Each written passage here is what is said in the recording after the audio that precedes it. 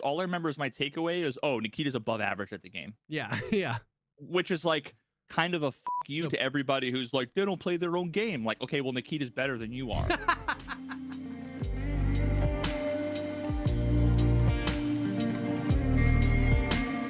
What's up, everyone? Welcome to the podcast, the show dedicated to talking about all the poggers things in life, like music, content creation, and video games. I'm one of your co-hosts, Jessica Sam. That's Veritas. And this episode is sponsored by HelloFresh, showing off some of their seasonal recipes. We talk about it all the time. You know we love HelloFresh. It's the fall, and Christmas time is among us, and they have all sorts of recipes. The one-pot Thai coconut curry turkey soup, little twist on some Thanksgiving flavors. I've actually had the sweet corn and green pepper chowder. They've got a lot of soups for the fall time. They're delicious.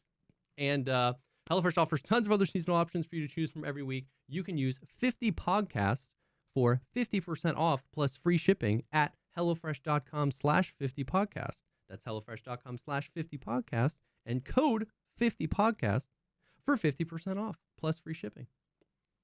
Thank you so much to BetterHelp for sponsoring this episode. What's up, B?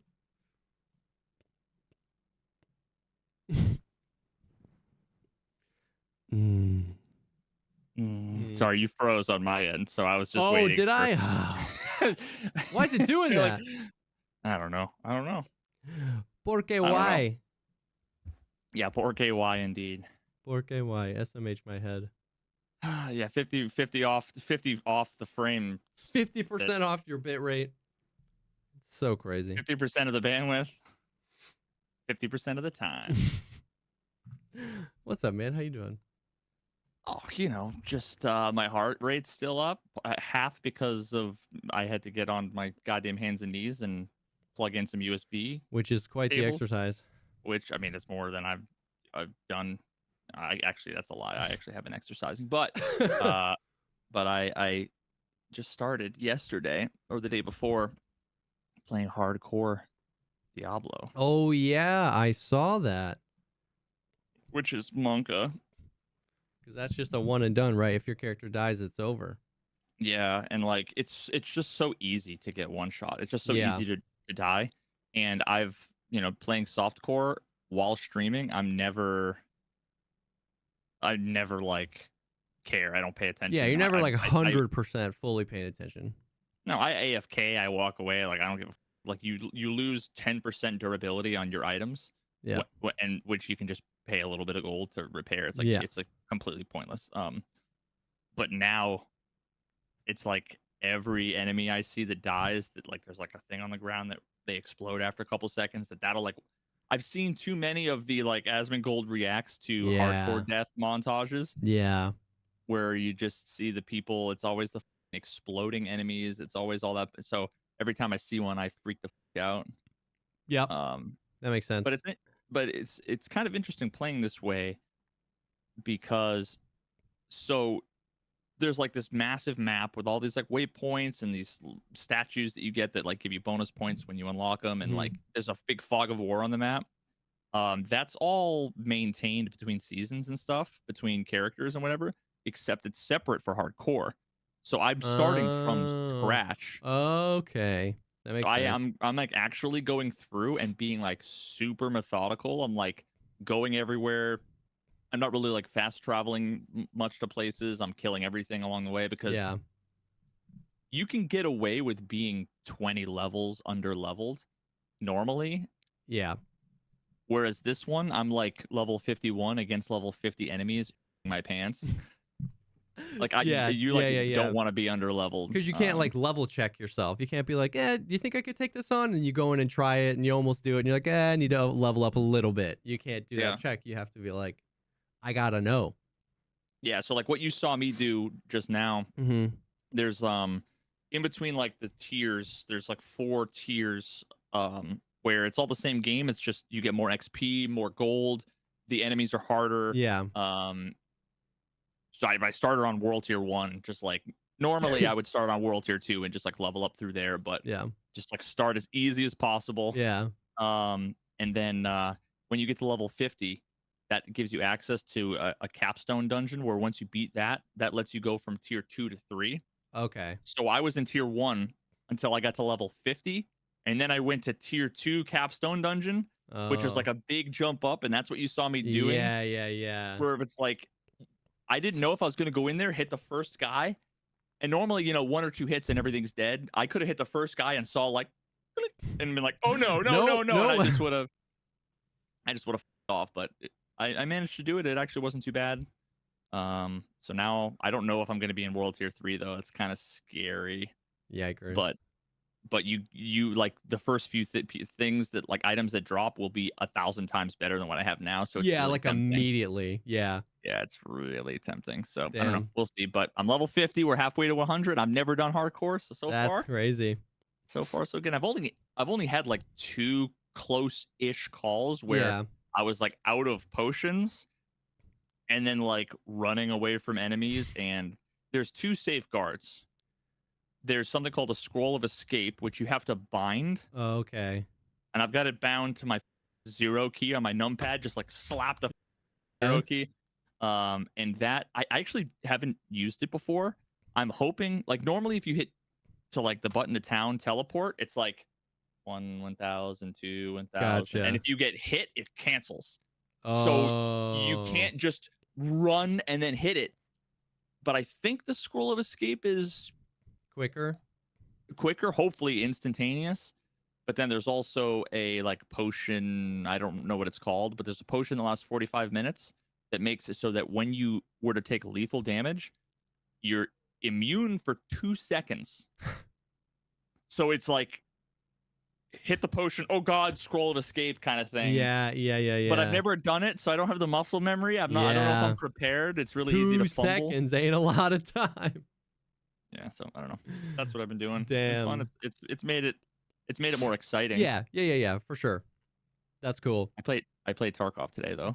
Of course, dude. Immediately, people are like, "Hey, yo, Veritas on Tarkov." It's like news, dude. People always tell me, I'm like, "Oh, hell yeah." It was just boring. Like I feel that. It was fine.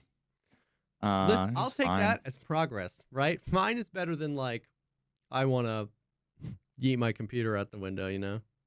Yeah, no. I mean, I killed I did a scav raid where I just went, looted a bunch of dead PMCs in dorms. And then left. Yeah. I was like, cool. I got like an AK-74. I got like a Gen 4 high mobility. Yeah. And like a VPO. Yep. And some other kind of garbage stuff, but got a couple of things to armor. Then I did a couple PMC raids. The first one I spawned over by, on customs, there's the crossing, the river crossing that's like all the containers. It's all like the ghetto scaffolding. Yeah. So I was on the opposite side, like the big red side. Yeah. Spawned in, kind of went down the hill, crossed halfway through. I'm getting blasted by a PMC who I think had a pistol. And he was like lighting me up, like I was pretty low, and I just went full auto because he caught me off guard. So it's kind of like you gotta, Yep, spray and pray. But he ended up. I managed to cross before he killed me. Repositioned a little bit. He moved, and I just just gunned him down, killed him, and then I was like healing, and then another PMC came over. And I was kind of just like waiting. He like looted all the I couldn't really get. There was like a tree and I couldn't get a clear angle. And he just pieced out with all the gear. And I'm pretty sure that's who killed me later on, where I literally went over, checked the body later. The body had been looted. And then I went all the way over to dorms. I could tell someone was in dorms. I went up to the second floor. I was like, I think the guy's down the hallway. Chucked a grenade. I heard the movement. I'm like, okay. Yep. And then I'm like, all right, I'm going to wide peek. And I went to swing and it was just like insta die, just insta dead 856A1 to the face. So I was like, oh, and all I had was just a what's the one of the red dots, not the P-Lad, is that a red like dot? The Burris or the Delta, the one point? that has like the circle cross if you on like the MRS setting. Oh no wait it wasn't the MRS, it was the other one.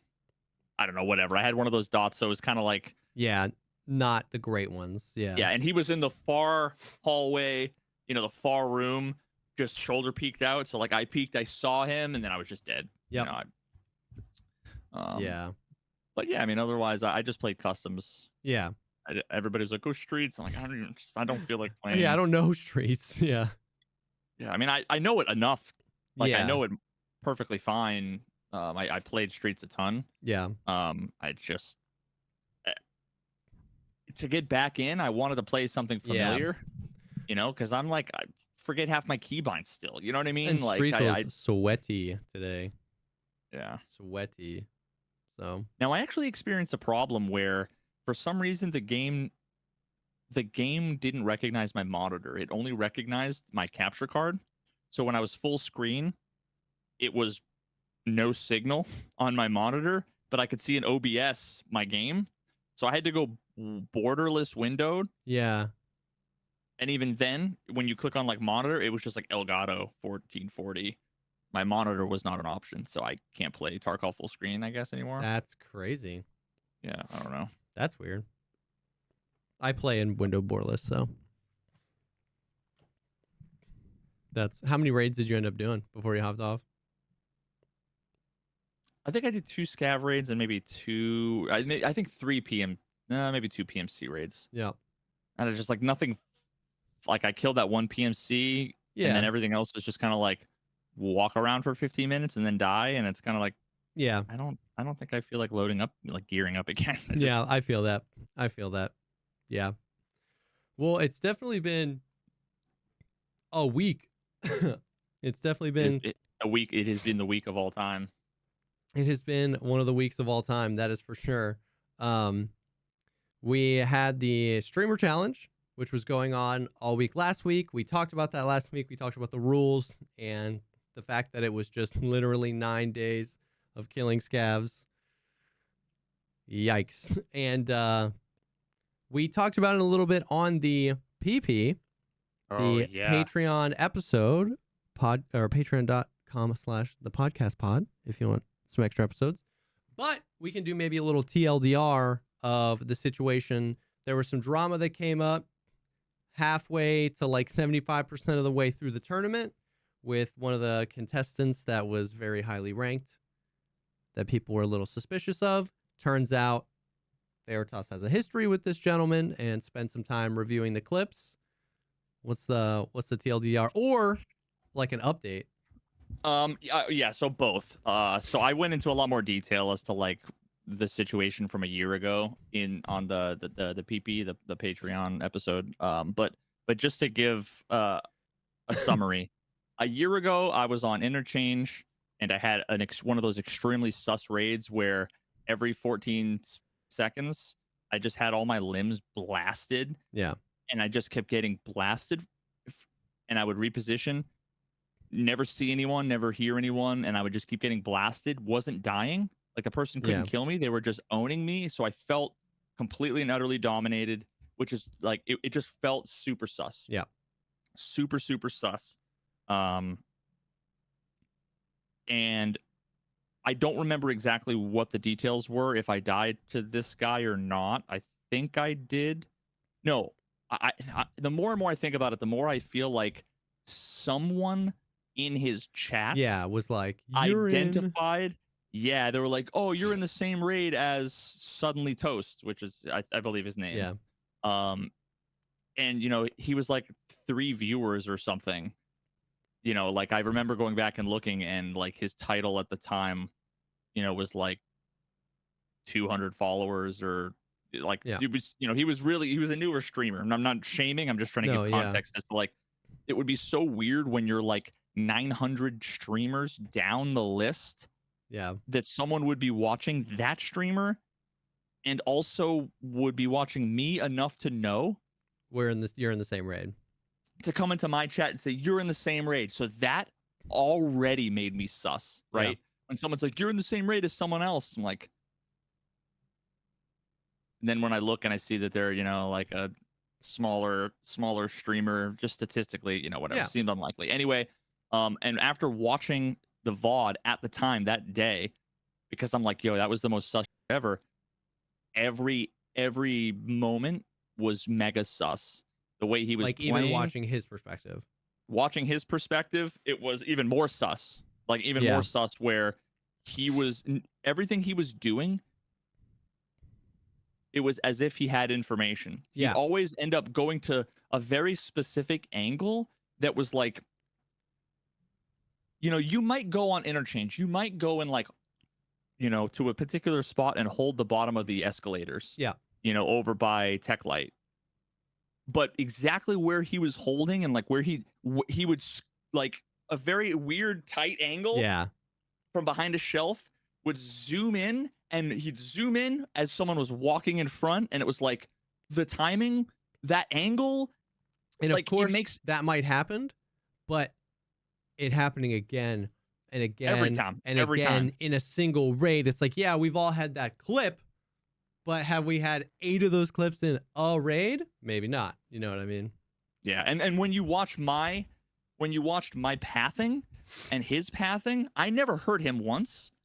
He heard me a couple of times, but there were times like it was like cat and mouse, where everywhere I went all throughout the map, he was perfectly like stalking me to the point where basically, and then going through all of his other VODs and watching his gameplay, I was like 98% sure that he had ESP. He had wall hacks. I was just, extremely sus. Now, of course, me talking about all of this on stream, pulling up the VOD, everybody's that's effectively like calling someone out. Yeah. I didn't like go and tweet anything or whatever, but people from my chat went into his stream, people from his stream came into my chat. Basically, he ended up coming in while I was doing that and said, like, can't wait till you figure out that I'm legit. Yeah. Yeah. I'll wait for my apology, blah, blah, blah. And I was like, okay, bud, whatever. After talking with Desmond, Desmond looked at his video gameplay a bunch. Desmond's, better than me, and me and Desmond have gone back and forth a ton about suspected cheaters before in private. And we've almost always been on the same page. Everything I think is sus, he thinks is sus. He tends to agree with me on most things. There was some reasonable doubt, some explanation that he had given that made me think maybe I could be wrong. Yeah, that there's a universe where you could be wrong about it. Yeah. But again, at the time, I went from like 98% sure to 97% sure. Yeah. But just having someone skilled and sane, saying, bro, I think you're wrong on this. Yeah. That was enough for me to say I would rather err on the side of caution, not wanting to falsely, accuse somebody who's an up and coming streamer, whatever. So I went into his chat later on after he had left, and I said, bro, I want to talk after stream and I want to apologize. Yeah. Well, he ended his stream early, came into my stream not long after that, and basically I explained everything and apologized. I'm like, my bad, dude. I was probably wrong, whatever. Even though in my heart of hearts, you were still sus, but it was I was extremely sus, but there's enough reasonable doubt. Let's just squash this and move on. Yeah, which I thought was the responsible, reasonable thing to do. And he was like, yeah, no, I totally get it, dude. There's so many cheaters right now. All my raids are sus. I get it. Like, I appreciate it. Whatever. Cool. Fast forward a year later, I get on stream randomly, and a bunch of people come in and say, oh, bro, drama incoming. And all of a sudden, my viewership like quadruples, and I'm like, what the fuck is going on? Yeah. Like clearly something going on. And apparently, he was in the tournament. He was like second place in the tournament. And like a million people were all just super sus. Everybody was convinced he was cheating.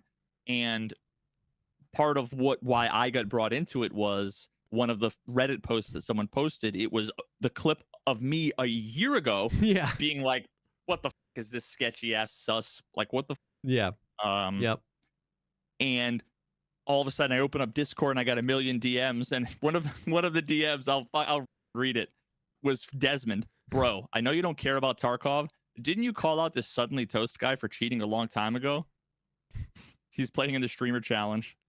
Yeah, whatever. I'm not going to finish reading all the details, but I'm like, yeah, he was the one you were telling me was legit. LOL. And he's like, yeah.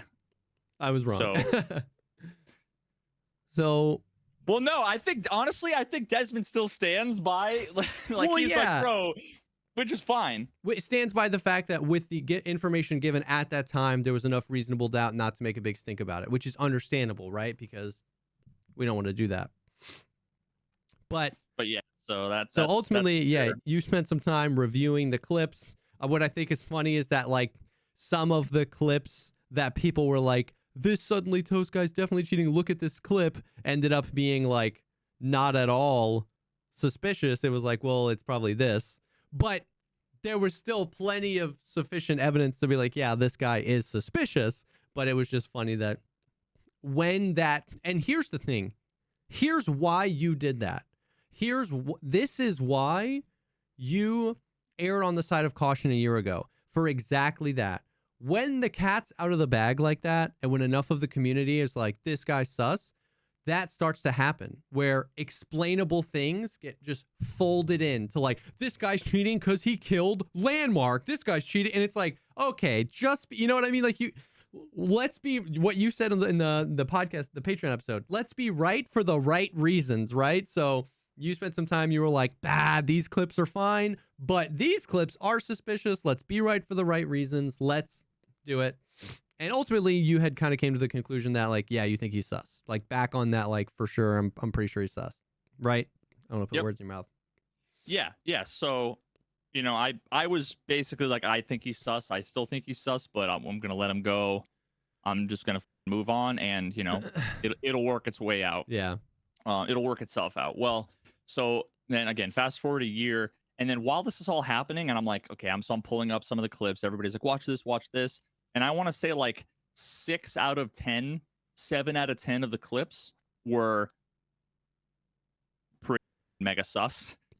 3 or 4 out of 10 were like explainable. This would happen to anybody. Yeah. Like, this is a waste of my time. This is making the case against him look worse. Yeah.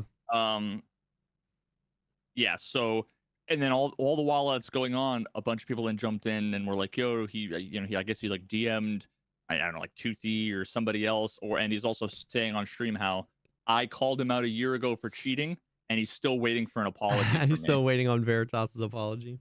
And I'm like, what the, like, like, it's for me to have gone through the trouble that I did to make a public, open apology to the guy, even when it was against my own judgment, because I thought it was the responsible, right thing to do. I've remembered that, and I went and like I got all the receipts. I posted it on Twitter. If you want to see, I was about to say, and you posted the chat logs of you in his chat saying, "I would like to apologize later," and then him coming into your chat all huff and puff, ready to rumble, and then leaving your chat being like, it's all good, GG's, I understand, thanks for the chat, see ya. So like, we don't have a video of Veritas saying I am sorry, but like, because it was a year ago and the VODs don't exist. But we have enough evidence to support the theory that you did. So then there's that, and then let's see. And then at the time, like Trey and a bunch of other people were all talking about how they got pictures of his PC and there's a DMA device, the DMA device stuff, which I'm not. I don't know. I'm still not. I don't know where I am with that. Like all the back and forth I saw with that, and there's so much noise, and I don't know where the signal to noise is because, like, to me, nobody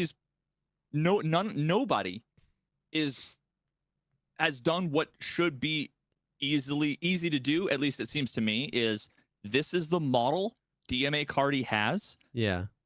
Here's a picture of it. Here's a picture of his PC. Look, this is the thing he has. Yeah, definitively. It's a bunch of like, there are these weird cards. He had this thing that he ended up pointing as to like an Ethernet card, like a network card. And it's like, I don't even know, like, was that in his PC? Is that what was there? Could it look like anything else? I don't know. It's just a mess. And if it exists, whoever you are that has it, you're doing a dog job at making the case obvious and clear. It should be clear. Photoshop the picture with A next to B, and then next to C, which is the Amazon, or link. eBay or whatever. Like it just shouldn't be that difficult. So as far as I can tell, there's no definitive proof that he has been proven to have a DMA card hardware installed on his PC. Okay. But as of yesterday or maybe 2 days ago, he had a response stream. Yeah. I think it was today, maybe. I don't know. It wasn't today. It was Okay. yesterday or the day before, because I responded. I reacted to it yesterday. Okay. It was like 15 minutes long. It was at the beginning of like a half hour, 35-minute stream or something. And one of the first things he said was he apologized to me for his like assessment of me, his reaction to me. Like, I don't know. It was, like he probably thought I was a piece of or whatever. And it's like, okay, I'll take it, I guess. He didn't mention the whole apology thing that he either lied about or forgot about. Whatever, which is fine. Like, I'm over that part of it. But he also thanked me for debunking a bunch of the brain dead takes. Oh, yeah. Where people were like, how could he have seen this guy? Did he try to make you be like, thanks for Veritas for having my back? It was weird. He said for like debunking some of the evidence. So like it was like a half. That's like weird. Name drop, thanks. But I don't know. I'll again give him the benefit of the doubt and take it as a genuine thanks for doing what I was doing, because I was debunking the brain dead arguments that he was cheating, while at the same time pointing out the blatantly obvious reasons why he was cheating. Yeah. Now, one of the like, and then he went through, showed a bunch of pictures of some things, talked about a bunch of stuff. It was an entire waste of time and nothing burger, where he said a bunch of without saying anything, and then was like, so that's my case, that's my response. It's like, oh, okay. So I mean, there's like nothing. And there's only a couple more things worth mentioning. One is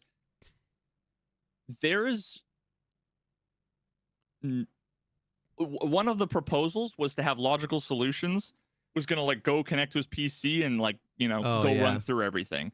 Now he said, he's like, give me 45 minutes or whatever, so I can like scrub the personal identifiable information, like let me log out of my which is like, it's not unreasonable, but at the same time, that whole thing, all of this stuff, whether he was going to go and delete all of his cheats, or whether he really wanted to delete like license.jpg from his documents folder so he doesn't get doxxed, it's nothing. It's meaningless. It's pointless, because if Logical can, first of all, I wouldn't want, Logical's cool and everything, I wouldn't let him connect to my PC. I wouldn't let anybody connect to my PC. There's no goddamn way. I don't trust anybody like that. Sorry, but I wouldn't trust anybody, especially a content creator, because these could plant evidence. I don't know, right? It's just, I wouldn't do it. Especially if I was innocent. If I was guilty, I definitely wouldn't do it. But if I was innocent, I have nothing to gain from it, because even if they find nothing, you just scrubbed your PC. Yeah. So it's like that, you get nothing from it. At all. It's a lose-lose. Now, one of the things he did, there's a content creator that I'm not really familiar with, called Very Bad Scav, who had a YouTube video where they had like gone in. I don't know the details. I kind of just like went to the end of the video and started watching because someone linked me with a timestamp. And he was basically like interviewing him. He had him like screen sharing his whole. Did you hear about this? So this is, oh god, this is the thing that like, it just hurts my brain. I hate humanity. So he pulled up his device manager. Toast? Yes. Okay. And was screen sharing with Very Bad Scav. Yep. And this is all recorded on the video. And actually, you know what? I can probably pull it up here and show you, because it's it's worth looking at. So apparently, Very Bad Scav. So apparently, with AMD cards, There is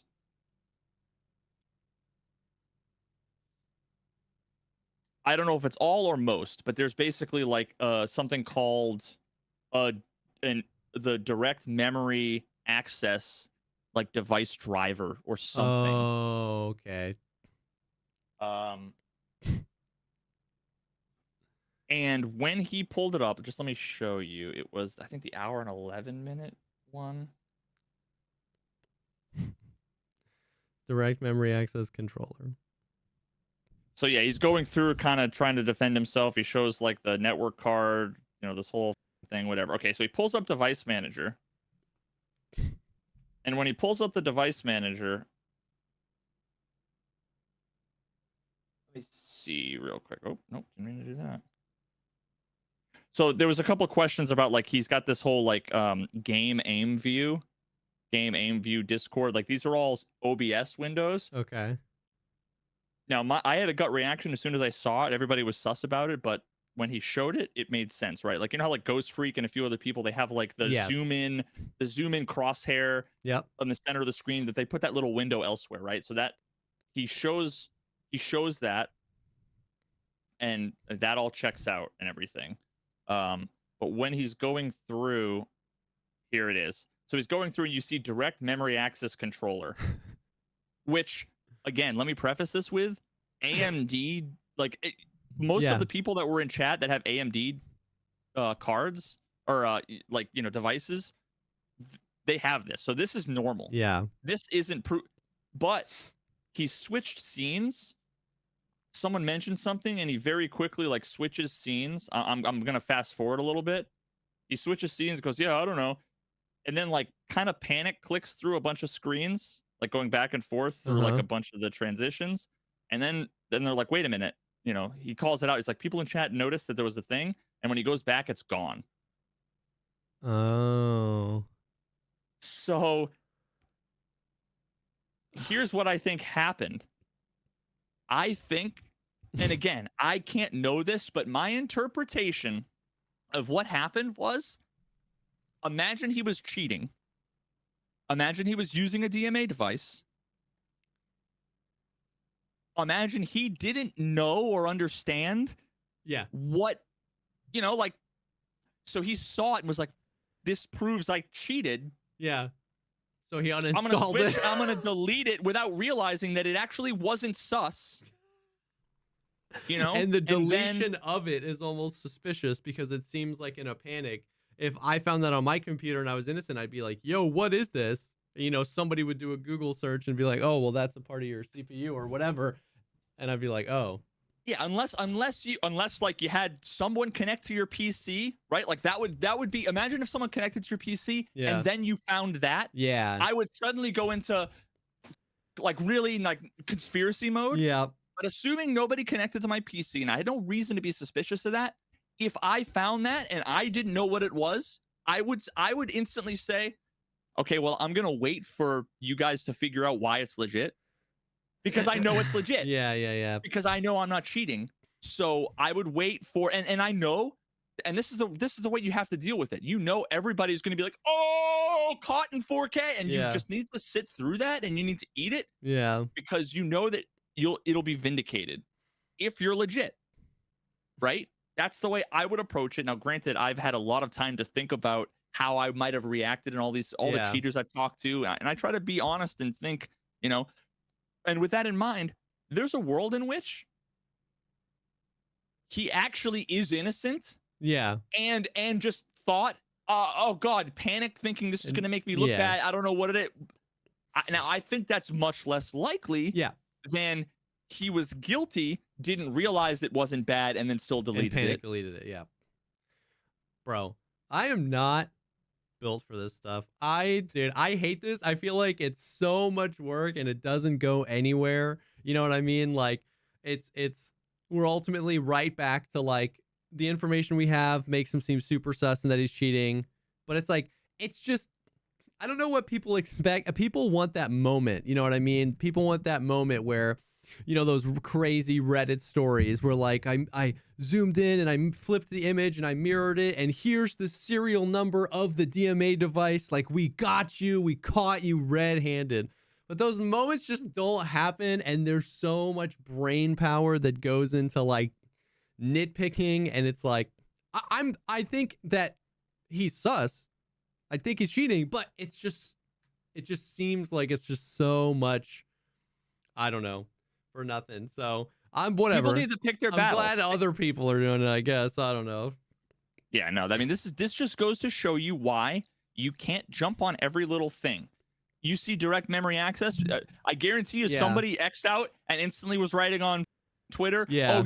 Oh, and it's like, no, let's pump the brakes. Yeah. Let's make sure, that this is like, but people, they can't be measured with these kinds of investigations. They instantly want to, burn the witch, and burn the witch. And in all honesty, if you're wrong, you're the asshole. Yeah. Which is why I apologized initially. Now, it turns out I didn't need to apologize initially, or at least now, once again, even though fast forward, he was banned and removed from the streamer challenge, but I still reserve that there's a percentage chance. It's non-zero. It's not large. Yeah. But that there's a non-zero chance that he was cheating. And the interesting thing is that he wasn't him being cheating? banned. Or that he was. That he wasn't. Sorry. Okay. Him being banned by BSG doesn't move the needle at all for me. Yeah. Well, yeah, it doesn't move the needle because it was already such a small percentage. Like, if you were 50-50 on him and BSG banned him, you'd be like, okay, now I'm 99% sure he wasn't cheating. No. But now, you were already 99% sure he was cheating. That's how I would view it. Well, but here's the thing. I don't know that, like, BSG banning them doesn't make me feel more confident that anybody's cheating. They're never, unless they were to tell us why. Yeah. If they were to say we scanned his PC and we found a process running, then I would be 99.9999999% sure, with the only percentage remaining being they're lying. Yeah. But when it really just comes down to the fact that public pressure said, BSG, look at this guy. Yeah. And we cannot know if they scanned his PC and found anything running, or, if he was running a DMA, then they probably didn't find anything. Yeah. So for all I know, it was based on clips and based on stats. And once again, I trust my personal analysis and judgment over suspicious gameplay over anybody at BSG looking at stats behind the scenes. Yeah. Unless they're looking at processes running on his PC. Yeah. And I don't trust my own judgment enough to want to flip the switch based purely on gameplay, because I wouldn't want to falsely ban somebody because of some short-sighted whatever. Yeah. So him being banned by BSG doesn't really actually, it takes me from 98% to 98.4%. Yeah. Sure that he's cheating. Yeah. I couldn't care less about the whole thing. I just, like, I don't know. Yeah. Like, I mean, not about your opinion of it, but just about, like, I just have so little brain. So many people, the amount of people that have asked me about, like, the suddenly toast situation, it's like, dude, I have no available brain power to, like, sift through the vitriol of Twitter. And you know what I mean? Like, I saw some clips. Thank Christ I'm not in the position to make the decision. BSG removed him from the tourney. So did they actually ban his account? That I believe, yeah. His so. Tournament account and main account were both banned. Okay. They banned his account. They took him out of the tournament. That's good enough for me. I'm not saying that like I agree with what you're saying. They've banned people and unbanned them before. You know what I mean? And it was a manual ban. The irony there being Vibin was banned last year and now is getting a streamer item because he won the streamer challenge. Now, what was he banned for last He year? was For a banned for manual ban? the like RMT Apocalypse? I took viewer kit. Yeah, that whole cluster of a situation. I just think it's funny. Anyways, so like I don't know. I just don't, I don't know. I just don't care. I'm not saying I don't care that people are cheating. I'm glad that people that I trust, like you and like Trey, looked into it. I'm glad that if BSG thinks he was cheating, that they banned him. I'm glad. If he's cheating, I hope he steps on a Lego, his computer explodes, and he can never buy a new one. You know what I mean? Screw him if he's cheating. But I just like, thank God. That's all I have to say. You know what I mean? Like, I just, it's whatever. He got out of the tournament, which is great. And real people got to win. So, I don't know. But it was an interesting situation because you kind of got roped in because of what had happened last year. You know what the sad part is of this, though? Any random anonymous person, it's not like he had a face cam, any of this stuff. Any random anonymous person could come out of nowhere, cheat in an event for 2 or 3 days. They'd make a bunch of money from ad revenue and from subs, and people hate watching and all that other, and then they could get banned and then crawl back into the swamp hole that they came from. And I'm sitting here. I was sitting here on Diablo with 85 viewers, and Mans was sitting with 600 or 700 viewers. Yeah. It's like, yep. It sucks. It really does. Watching. It's just insane to stream yourself cheating, bro, and compete. It's just like, what? That's insane. Now the only other thing, like, from the streamer challenge that I felt brutal about was like, so I was watching on the last day. I kind of didn't. I didn't really consume a lot of content of it because I just didn't feel like watching people farm scabs all day. But I was watching Trey on Tuesday, which I think, or no, Monday. I don't know, Tuesday night, Monday night, whatever. I was watching Trey the last day. It was the last day. It was the last few hours. He was in 4th place. They switched it to the first top 3 get streamer items. He was in 4th place. And, dude, it was brutal. It was brutal. For like 4 straight hours, it was every single person in the world was stream sniping him. It was just like, there were enough people on every server trying to stream snipe him that it didn't matter. Like, he was server hopping every single day. It just didn't matter. He's a big. How did we know they were stream sniping? Like, I watched for a little bit, and even I was like, that's super suck. I mean, just like, he would make no noise, and they would just like run up. Some of them would just straight up VoIP at him. Hey, Trey. Like, I mean, it was not. Yeah, it was like, of course, maybe if there were 30 clips where we were all like, that guy was stream sniping, maybe 3 or 4 of them, right, we got it wrong. But it wasn't like, let's take a second here. It was pretty gross. Yeah. And it was like, the perfect. I'm sure everybody got stream sniped, right? I'm sure Vibin did. I'm sure I forget what his name is, Tomatia or something, that did it as well. The guy that came in 1st place, but it was the perfect concoction of like, he's a big streamer, and he was 4th, close to 3rd.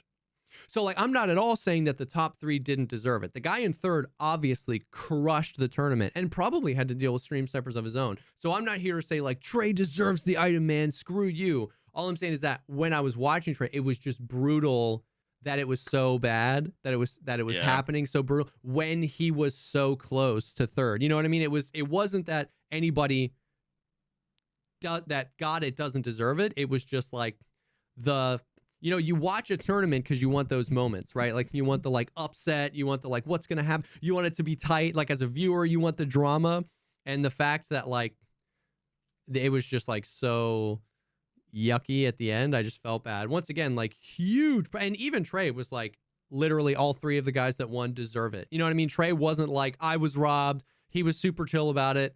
Obviously, he was frustrated, but it was just like, it was just gross, man.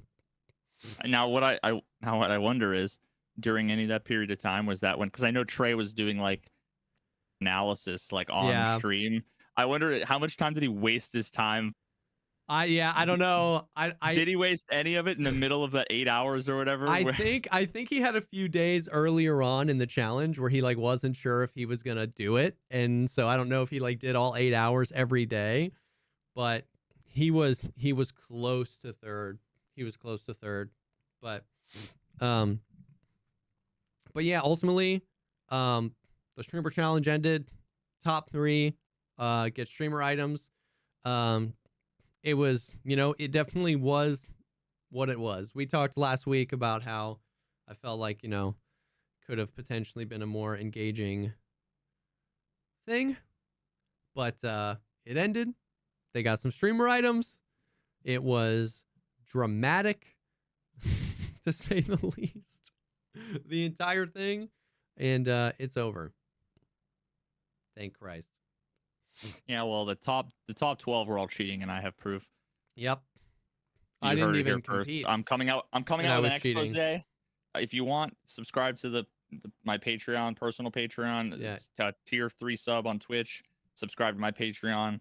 Don't worry, video will be coming out soon. He's going to expose everyone. With proof, everyone exposed. He's going to expose everyone. Yeah, Jesse's feet pics are also a part of that. Wait, no. Yeah. I'm exposing everything. You're getting feet doxed. Oh God. Well, yeah. So let's move on from that, because the streamer challenge just sucked. That whole thing was just oof. Now, we did get. They did a Tarkov TV Live dev podcast on Tuesday, the final day of the challenge. And I'm sure, have you seen any videos? Have anybody talked? I'm sure people have been like, a million people have come in, and I've said, I'll wait for the podcast. I'll wait for Jesse to. I was driving to my. Wait, when was this? I'm trying to remember. I couldn't. Right. Okay. This was when I was gone. I was taking care of stuff with my grandmother. Yeah, I was gone that day. Otherwise, I was gonna watch. Oh, the cast. Yeah. Yeah.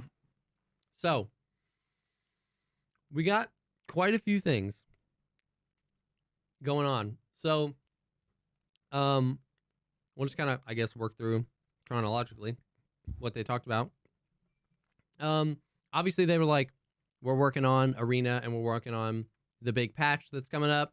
They talked about how some of the technical patches they've been doing have been like working on the matchmaker. So they were supposed to add a new matchmaker that was supposed to speed up like matching times and just be more efficient with matching people in. That was supposed to come between the August wipe and the December wipe. We haven't heard anything about that. And then he kind of randomly was like, it's actually already implemented in some regions. Like they're rolling it out slowly. I don't know. Nobody's ever really noticed it, I don't think. So, but that was the last we heard about that. He talked a little bit about like they're gonna have a new launcher. Okay, here's where an interesting thing is. He was like, update on Unity. You know how they were supposed to move to Unity 2021? And that was supposed to happen in like the spring. And then it was going to be like a mid-wipe patch in the spring. And then they said they were going to do it in the summer. The very first roadmap we ever got from them, ever, was this year. It was early. And they were like, we're going to do the Unity update, and then we're going to wipe in the summer. And then we never got the Unity update. And then they said they were going to add the Unity update with the wipe in August. Mm-hmm. And then we didn't get it then. And in the updated roadmap, they said that we're going to get the Unity update between the August wipe and the December wipe, and we haven't got it. And what they've kept saying each time that they've kind of mentioned this was, it's pretty much done. We're super close. We just ran into a little issue, and we don't want to delay these other features, so we're going to push out this patch while we work it out. Well, on this podcast, he said, we're skipping Unity 21, and we're going to update the game to Unity 2023. in next year in 2024. So that we never got to 21, and all the work they put into 21, I guess, is not coming to fruition. And then they're going to skip Unity 2022, and Tarkov is going to get migrated to Unity 2023 next year. Okay. Interesting. I just feel like there's more under the covers there, you know? I mean, yeah. Like, I have no idea. I feel like there's more to that than, like, because he didn't really say why, and they were so close. Or at least that's what they said. They were so close to, like, bringing out Unity 2021. I don't know. Obviously, so these things, talking about these things are always hard because, like, a question I get super commonly is like, well, what is Unity 2021 gonna fix? And I was like, it's not like a bug fix for a problem, right? Like, it's hard to explain to people what an engine upgrade is, especially since I barely know myself. Oh, hell yeah, you got some pizza? I've been distracted. My wife's like, I got you pizza. It's like my doorbell rang, and I'm like, oh, I can't go get the door. Wow. W wife. W Mrs. Veritas, by the way. Hell yeah, dude. I don't know. So it was just interesting, and I felt like there was a little bit more under the covers there. You know what I mean? But we're not getting Unity 21 or 22. We're getting Unity 23, and there's no date for it, just next year. And nobody understands what Unity 2021 would have done. Nobody understands what Unity 2023 is going to do. They're not telling us what it's going to do. It's complicated, and everybody wants to know, and everybody keeps asking, and I don't know how to answer the question because I don't know what it's going to do, and it's coming next year. Unity. Agree. Unity. Fresh guns, freshness. Unity, freshness. Yep. Unity crashes. Still, to this day. To this day. Okay. We're getting a new map next wipe called Ground Zero. Yeah? You want to show what? You want to show the video? Send it to you. You what, mate? You what, mate? Dude, there's like 9 other maps that have been like on the map screen that we'll never get. Correct. That we will never get. Here's the thing. We knew this was coming, though. They've been saying for years that eventually they were going to do like a tutorial zone, like a tutorial map. This is that map. Only people under a certain level can queue on this map. They're not sure what that level is. They're not sure if they want to do 15 or 20. I can tell that they're conflicted. They want it to be 20 because they don't want people to basically level out of this map in like 2 days. But they also know that unlocking the flea market would make it weird for like some people in there having the flea market and some people won't. So they're like trying to think of what to do between 15 and 20. But they're going to decide on a level, and you'll only be able to queue into this map if you're under that level. This map is inside of Streets of Tarkov, like geographically, which is why it looks the same. It's a small map. They said the loot isn't going to be like crazy, but it's going to be, in my opinion, I think it's great. I think this is an awesome way, especially so many people ask me like, it's late wipe. Should I hop in or should I wait until the next wipe? You know what I mean? So like, I think it's cool that there's going to be a place basically where you can hop in and not get just like schwacked by, you know, me, right? By like level 61 Giga Chad with a mutant on your very first day. So, and it looks sick because it looks like more of Streets. It looks like a Streets expansion. So is this the only map you can go to? No. Or is this, okay. Yeah. It's just, you can't go to this map when you're above. I'm sure, because like we also know that originally they said that like when we have the storyline quests, you're going to start on Streets and you're going to have to unlock access to each of the maps, right? When the storyline quests come out, we're all going to start on this map. We're going to have to do like 5 quests on this map. Then we'll unlock Streets or customs and it'll go from there. So like this will be where we start eventually, but I have a terrible feeling that it's going to be somehow, for some reason, some way, this is going to be 60% new players and 30-40% cheater, smurf, like somehow. it's just going to be Well, like I don't they think won't that need the to. I don't think the new player experience is going to be different on this map. I hope I'm wrong, but I have a weird suspicion that it's like it's I genuinely do. I genuinely do think it'll be better because of the way the game is. It's your account is important enough to you to not want to smurf it. People are too cheap to buy additional accounts. Cheating, that might be a thing. And there's not a whole lot of value in doing it because you won't be fighting people with high tier gear, and you won't be able to get bitcoins or high tier loot from it.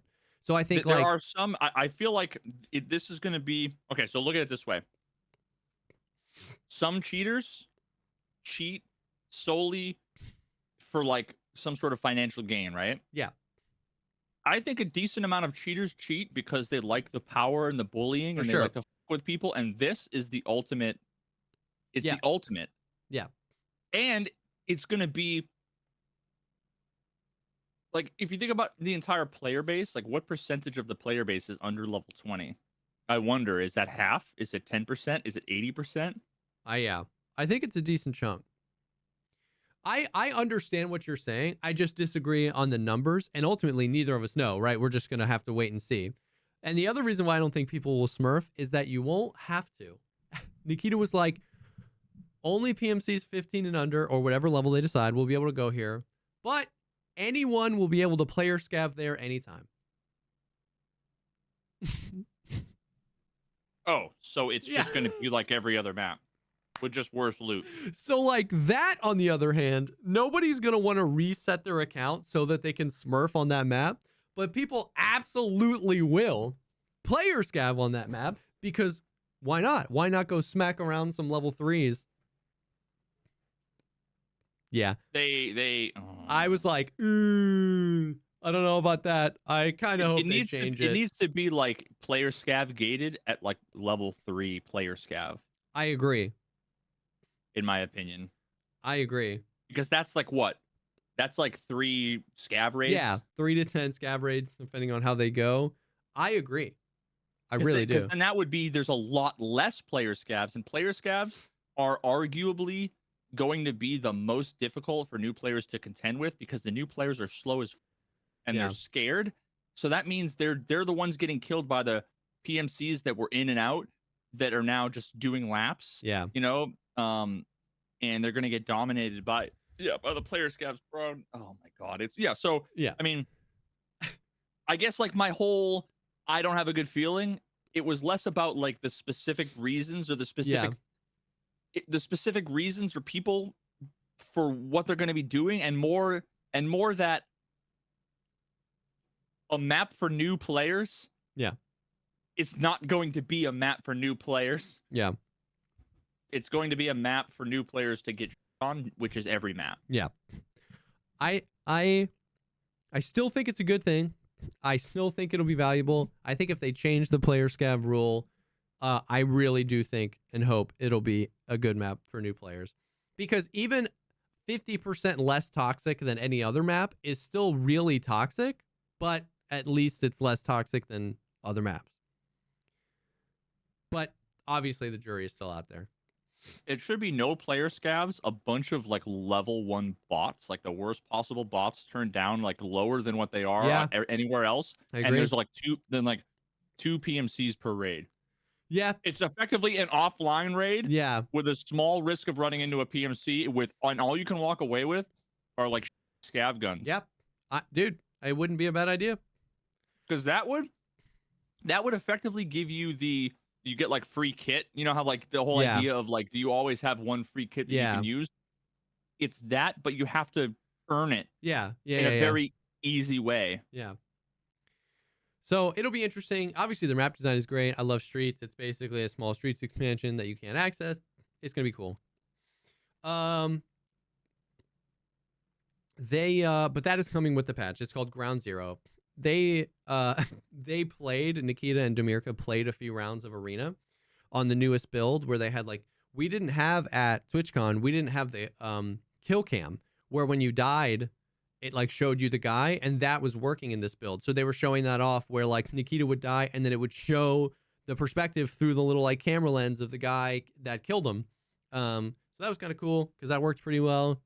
What I can't wait to see is if I'm streaming and I get killed by another streamer, I want to see 3 things: me dying, the kill cam, and the other streamer's perspective. Yeah.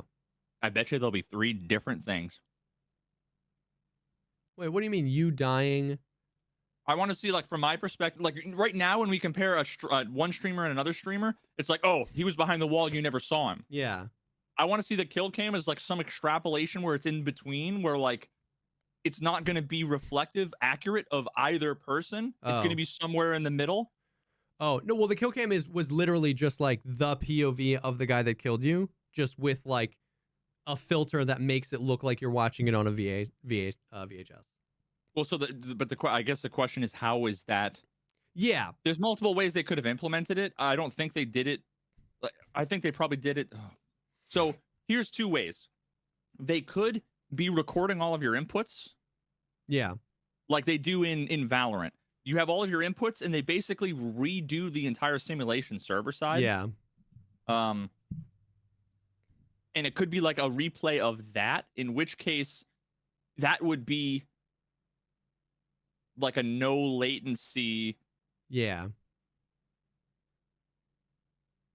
That would be, so if that was the case, oh God, I mean, that would be different than what both people see, because what you end up with is like a snapshot of what's on the server, which is that person plus 50 milliseconds and that person plus 50 milliseconds played back. Yeah. And it could recreate it, right? Or it could literally be that it, like, the game is screen capping the visual of what's on screen, right? Like some iteration of that where almost like a replay buffer where it keeps the last X seconds in memory. Yep. It could be like that too. Now, if it's like that, well, then that should be identical to streamer number 2. Yes. Now, I'm going to go ahead. I'm going to go out on a limb and say, I bet you there's going to be some discrepancy. I hope. I hope I'm wrong, but I just have a feeling that it's going to be some third version. Yeah, I see what you go mean. To my Twitter, you come into my stream and you do !kill cam.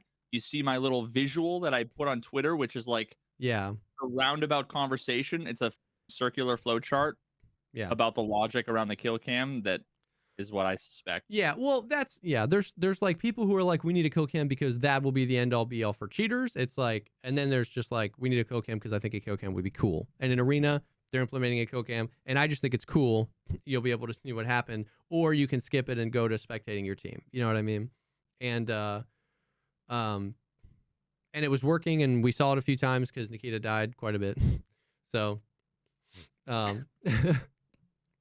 The whole, because it was all devs. It was Nikita, Demirka, and literally 8 other devs, and they were all like, it was just funny. You know what I mean? Like, cause it was just funny. It was funny to see them all play.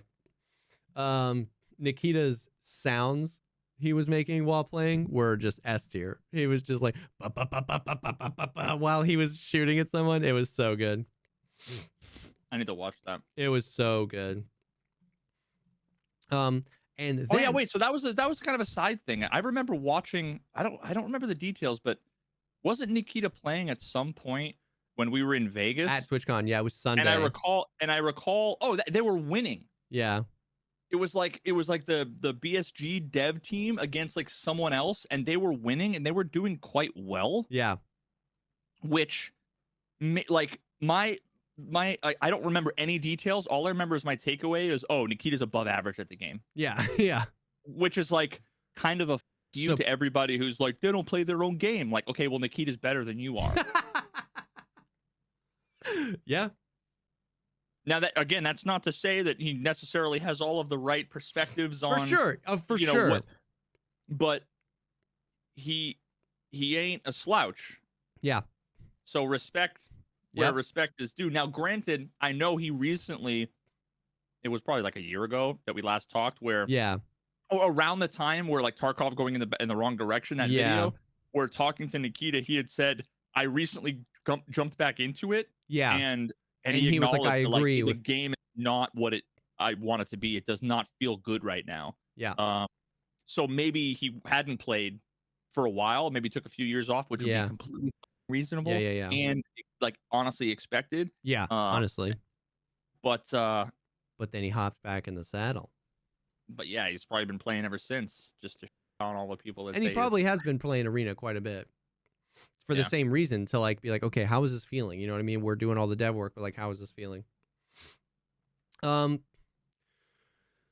So then after they talked about Arena for a little bit, same information we got, which is early December. They're going to like they want to release it early December. They're going to do it kind of like CS2 did it, where it's going to come out in waves. They're going to try to get the waves like as, you know, frequently as possible, but they don't want to melt and overload the servers. How people will get selected is based on how long they've had Tarkov or like Arena, like the earliest people to pre-order Arena or the longest people that have had Tarkov. I think a mixture of both, because there's obviously a wave of people that have pre-ordered Arena that don't have Tarkov. I feel like that number is relatively small, but it's not zero. So there's probably going to be a mixture of like some of those people they want to reward, but I think most of it will probably be people that have had Tarkov the longest. What you need to do, though, is if you have Edge of Darkness and you have if you don't have Edge of Darkness and you've pre-ordered Arena, you've already done this because you went on the Arena site and you pre-ordered it. If you have Edge of Darkness, in order for your name to be in the list of things they can pick from, you have to go to arena.tarkov.com and log in with your Tarkov credentials. Because once you do that, it goes, oh yeah, you already have this game. But if you have never done it, then you haven't like told the Arena servers that you're an EOD user, and they won't see that you have it. That's kind of how he explained it. So I've been trying, but he kind of blew past it. And I had already done that. I had logged in and seen that. And so I kind of knew what he was talking about. So I'm trying to get that word out. Like, if you have EOD, just go to arena.tarkov.com and just log in and then log out. Like, that's literally all you have to do is log in. It'll say, yeah, you have the Rizzy edition because you have EOD. Log in, log out. But I didn't know that. I'll have to do that. Yeah. Too. But early December, they're doing it in waves. They're going to try and get the waves out as early as possible. That's all we know, pretty much, about Arena.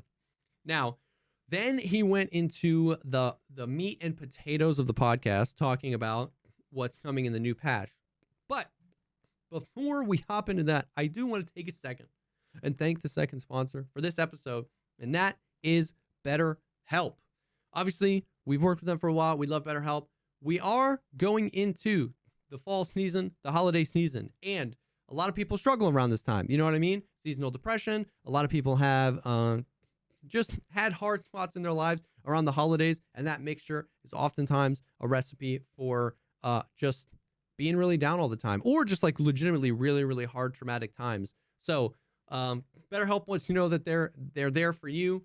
We've gushed over BetterHelp for a while now, being a convenient, easily accessible way to get access to what is potentially could be the most important thing you ever do, which is finding an outlet, finding somebody who's trained and licensed to be there with you and talk with you and help you process, you know, some of these things that you might be going through. So we definitely love BetterHelp.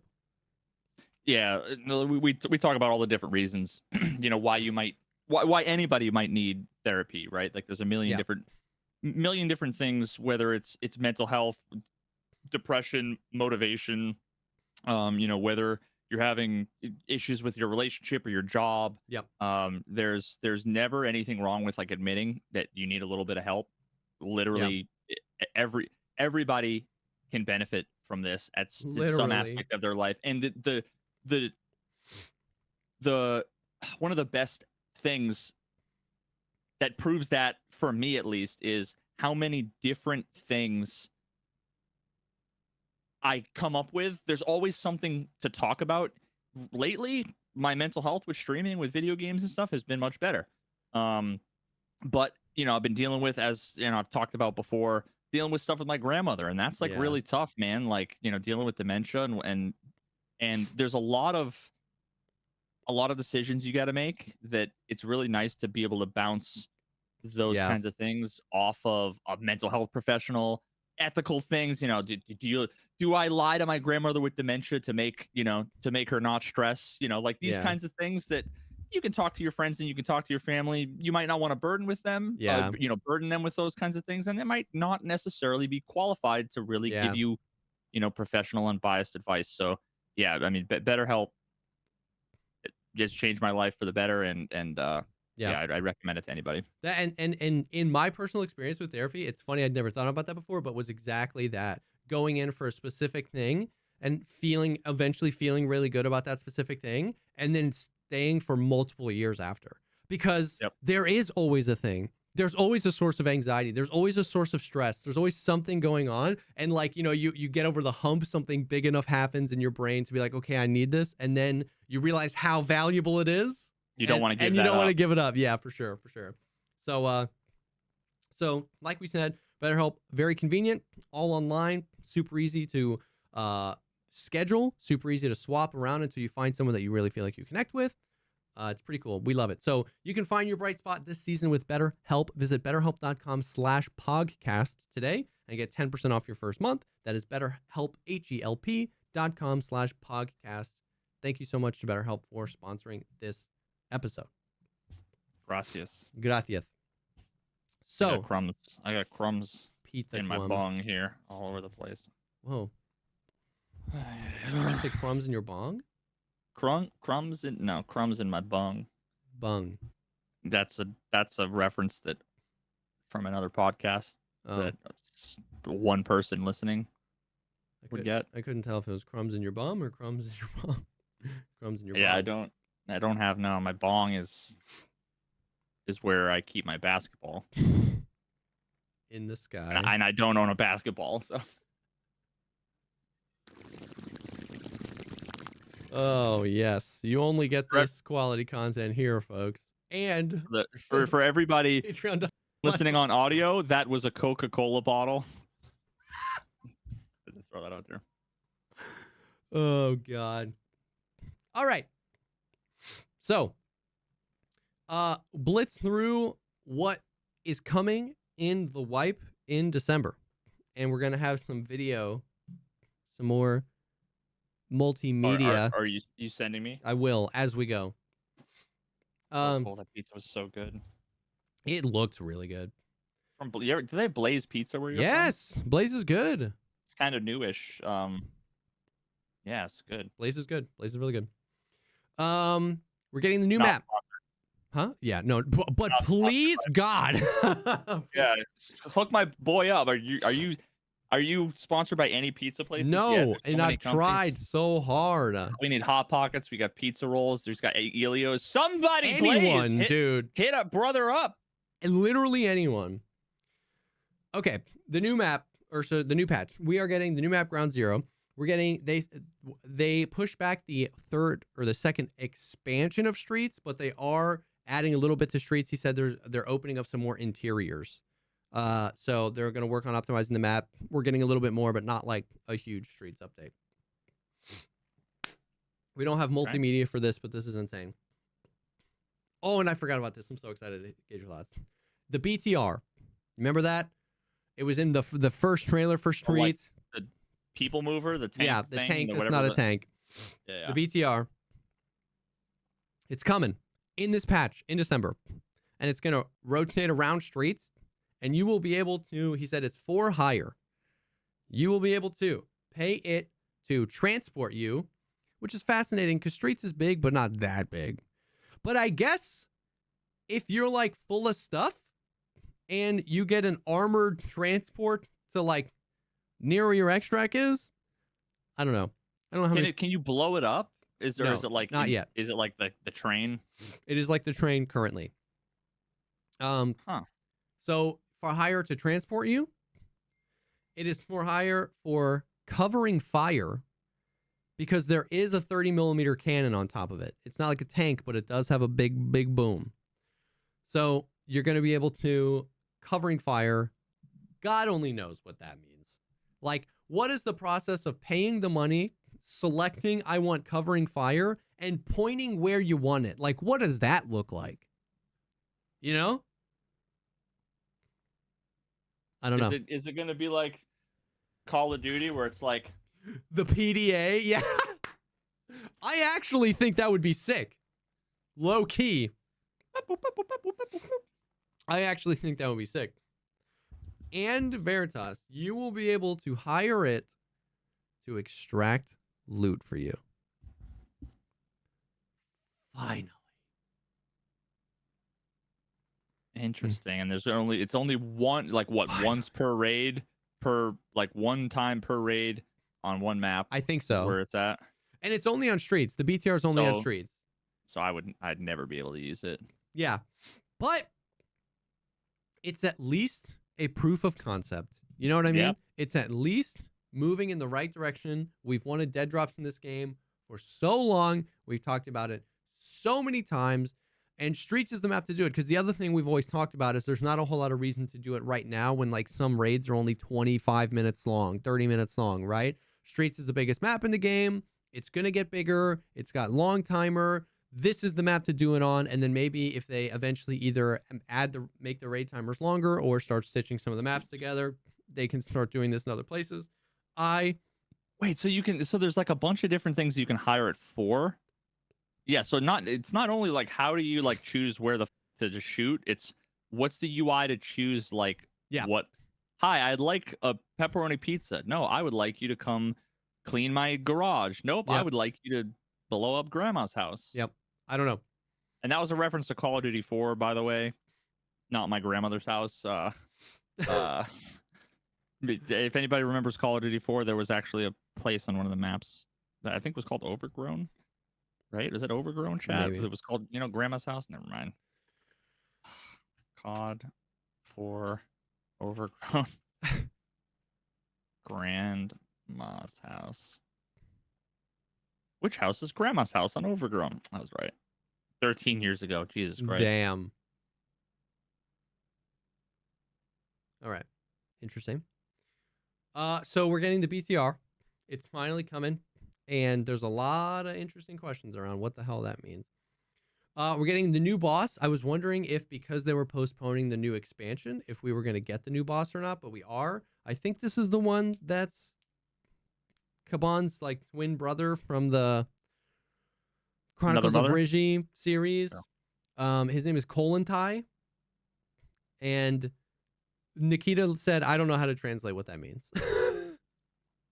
Kolentai? Yeah. Something like that. Something along those lines. We are getting the Shoreline expansion or update. He kept saying this. The update. Yeah, what the f does that mean? And when specifically and explicitly asked, he just said, we're just updating Shoreline. Like, did anybody know about this? What do they do? I didn't know they were going to do anything with Shoreline. So imagine if they added a resort like near the water. Here's the deal. I don't know anything. Everything is up in the air. I think like DreamHack or no, what was the other one? What was the one they did early? They did Gamescom in Germany and they did a Q&A and there was like a thing. And I think that Nikita mentioned that, the terminal or whatever that's on the southeast side of the map where the mines are. We all thought that was the map terminal. I don't think it is. I think that's the Shoreline expansion because he mentioned adding the Russian regular army as a faction of AI onto Shoreline that would man those turrets. And that would be the faction that's more friendly to bears than USEX. Like the rogues are more friendly to USEX than bears. And so everybody's kind of thinking that they're opening up that little terminal, which will be a whole like shipping, thing. Connexes everywhere, boats, warehouses. It's not that much of a footprint, but it's like a whole new area. Yeah. POI that's not resort, you know what I mean? Which could be interesting.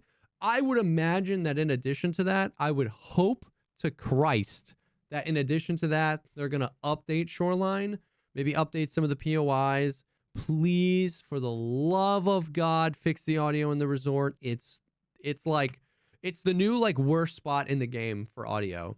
Like there have been many. It was interchanged for a while, and they finally put the audio. Like the resort is so bad, and it's the year of our Lord 2023, and I still can't shoot out the construction lights when I've got night vision in the resort. You know what I mean? So year of our Lord. Yeah. So Shoreline update. We have no idea. He hasn't confirmed what that is, but there are some suspicions based on what he said that it's going to be those things. Now for our next multimedia presentation. Veritas, this I'm just gonna see what you think. We are getting vaulting this next wipe. And here is what it currently looks like. Pull that up for me, Jamie.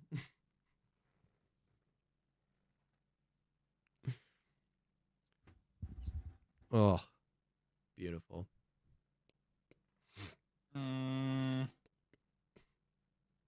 I think it looks that's quick as quick, dude. It looks goddamn so good. It looks so good. I can't wait for the first person to like day one. First person's gonna go vault and they're gonna go skyrocket in the air 700 feet. This dude. How many times have you played Lighthouse and wanted to actually harm something trying to jump up those things? Dude, out the window. Oh, I'm so excited for this, dude. Okay, you know what? You know what's missing from this though? What? It's the stamina bar. It probably takes 90%. Dude, of your fucking it stamina, is dude. missing. We even went back to look, dude. It's missing and it's brutal. I think the stamina is the biggest question. I was really worried about this. This, to me, looks as good as I could have ever hoped for them. It's not a 3-second QuickTime event. Your gun stays up the entire time, and it happens quick enough to actually be worth doing, because half of the time when you're trying to jump up on something, in the back of your head, you know it's a 50-50 shot if you make it, and then you have to jump again. Knowing that you're going to vault up on something and how quick it is, being able to, how many times, that right there, dude, you just saw him vault out of a window. How many times have you tried to jump out of a window on reserve, but you didn't crouch enough, so you have to jump and then crouch and then put your head down and then squeeze out the window? Like, it looks as good. Like, I was really surprised. It looks I have questions. as good as it could have possibly looked, in my opinion. It really does look very good. In my opinion, there's two very important things to consider. Yeah. That will dictate how it feels. Yeah. Okay. Yeah. And the question is, do you have to hit like spacebar, or there's a world in which like if you just like shift, like walk into or your whatever, like into a thing, it automatically climbs? That I don't know. Is the key binding of it? We don't know yet. Yeah. Like, does it happen automatically, or do you have to press a button? So that's one thing. Actually, okay, there's 3 things worth mentioning. So that's the first. The second is the angle.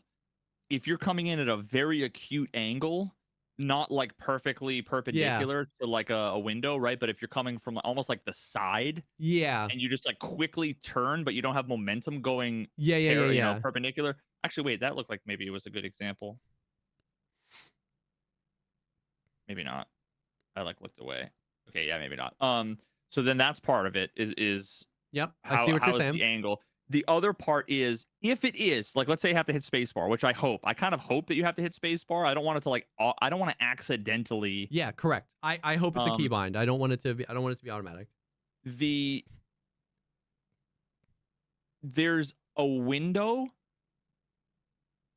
of time where hitting spacebar should initiate a jump versus initiate the vaulting animation, right? If you hit spacebar when you're 10 feet away, it should jump, right? Yeah. But the way that they get this right is it needs to be there needs to be a little bit of wiggle room where if you hit it just slightly too early, it still like waits. Well, I hope it's just not spacebar. I hope it's a separate keybind. Well, regardless, whether it's spacebar or that, because if it's another keybind, you're gonna hit the button and nothing will happen. Oh, okay. What I don't want to do is be sprinting. You go to hit the button, you hit it just a foot too early before the window, and then nothing happens, and then you walk into the windowsill. And then you die, right? So this is just something that like a lot of games that like speed runnable games Yeah. that they do very well, games that have really good movement, Yeah. where there's some wiggle room to where the what am I trying to say? Like to where Yeah, the like to like the trigger point of is. action is where like if I Yeah. want to do this, it has to be at this point, giving a little bit of wiggle room is good.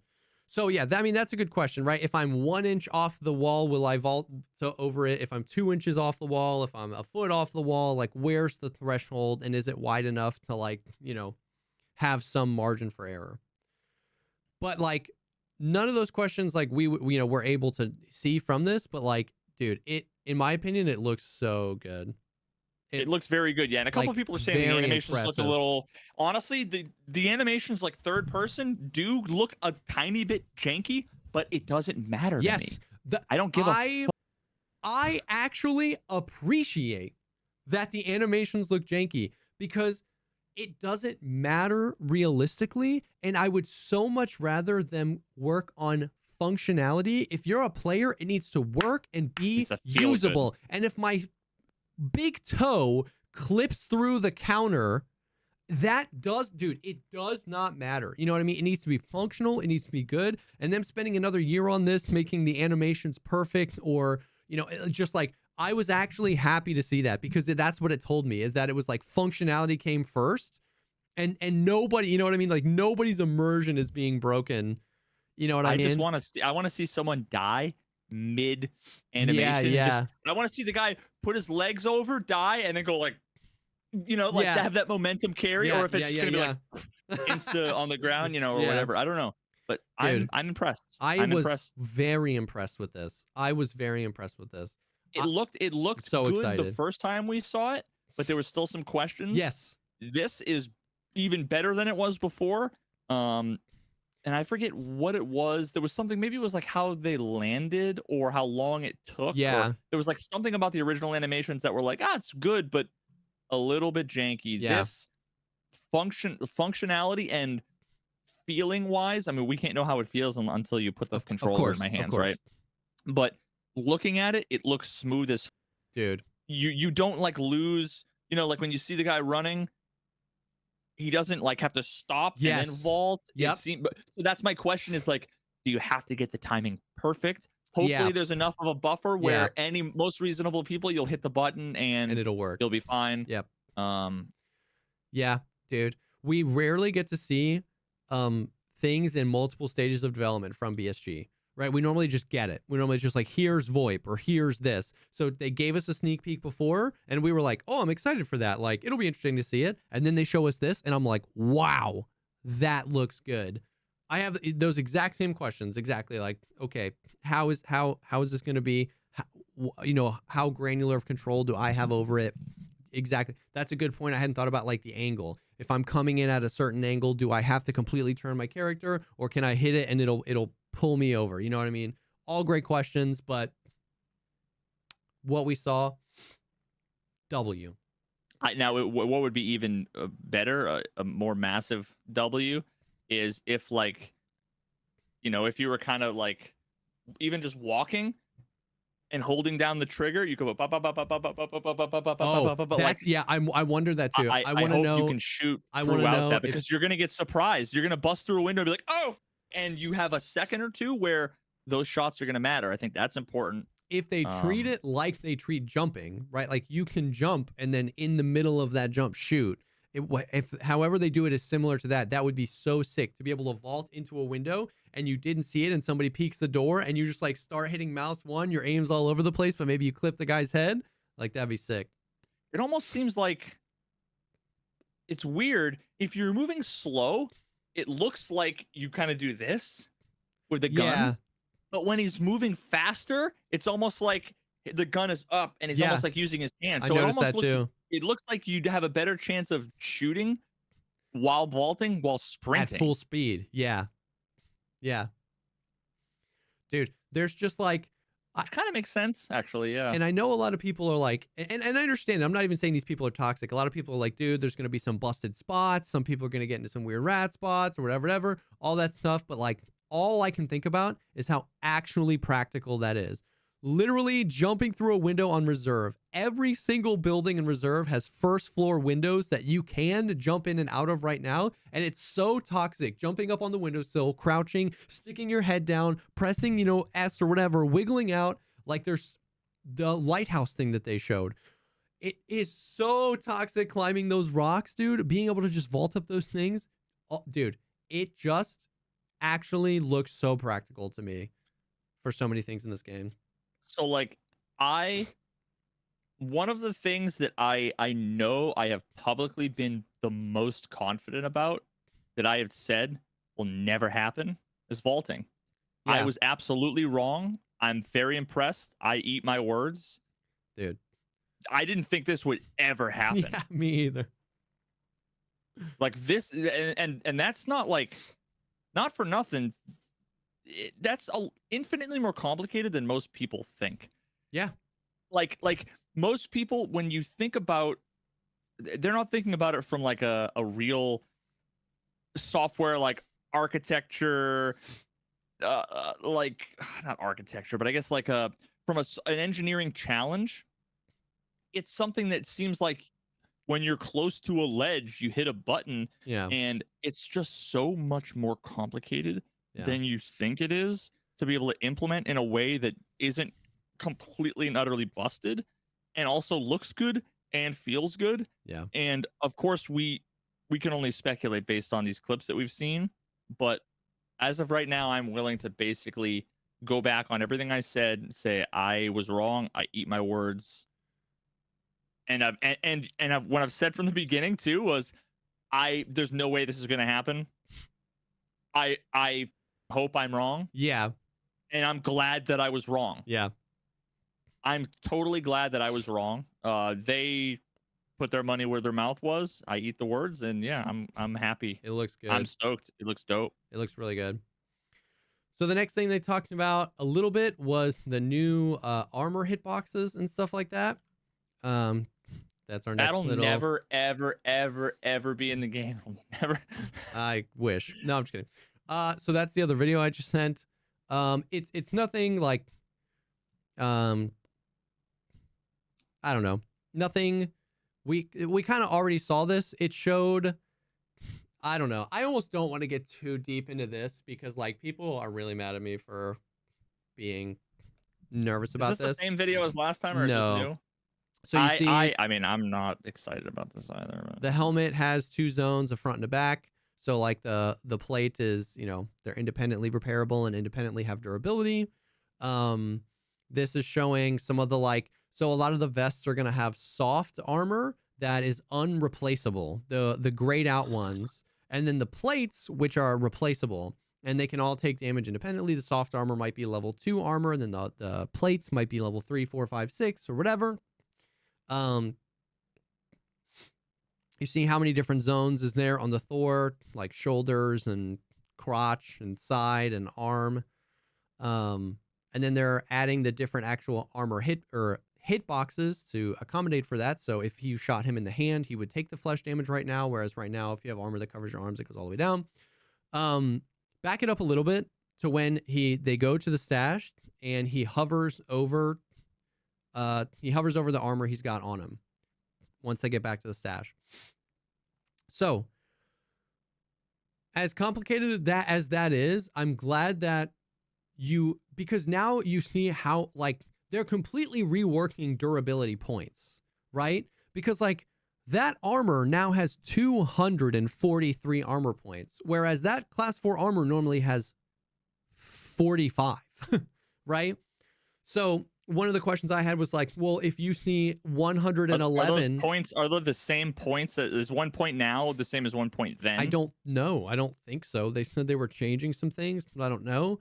So it's 200 if you saw 111 out of 243, well, what does that mean? Are my back plates crushed? Are my front plates crushed? So then they showed this where it's okay, you can at least hover over and get a bird's eye view. You don't have to double click on your armor and then look at all the things. You can say, hey, all the level 2 plates, all the level 3 plates, which ones are damaged, which ones are okay. I'm just thinking about the meta. Imagine you're running, you're getting shot in the back, shot in the back, shot in the back. Okay, time to turn to the right. Well, now you're getting shot in the right. You're getting shot to the right. Turn time around, to back face him. up. Yeah, like, oh my God, he puts his right armor plate in. He puts his right armor plate out. He puts his right armor plate in, and he gets shot all about. He does the Tarky Parky, and he gets wrecked. That's what it's Smalding's about. All right, so you can play the video. So I like, people are really excited about this. A lot of people are, and I hope it's amazing. I really, really do. He mentioned, but it's like, it's Nikita and it's on a podcast. We got no details, but they mentioned that they were changing how damage was working and how damage propagation was working, and they were working on ballistics. I don't know what that means. I don't know how much stock we can put in that. I don't know how like far they're thinking. I don't know if they're thinking about every scenario that this can be used in. But it's coming, and there's nothing we can do about it, right? So you're going to be able to replace the plates. And can we talk about why people are excited again? Like, I need a refresher on why this is exciting. I don't quite get it, I guess. I don't know. Like, maybe... what problem is this solving?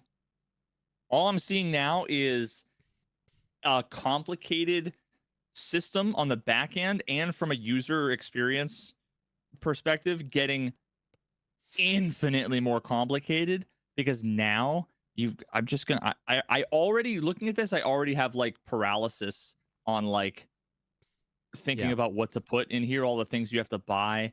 It's just overwhelming. And I don't see this changing the time to kill.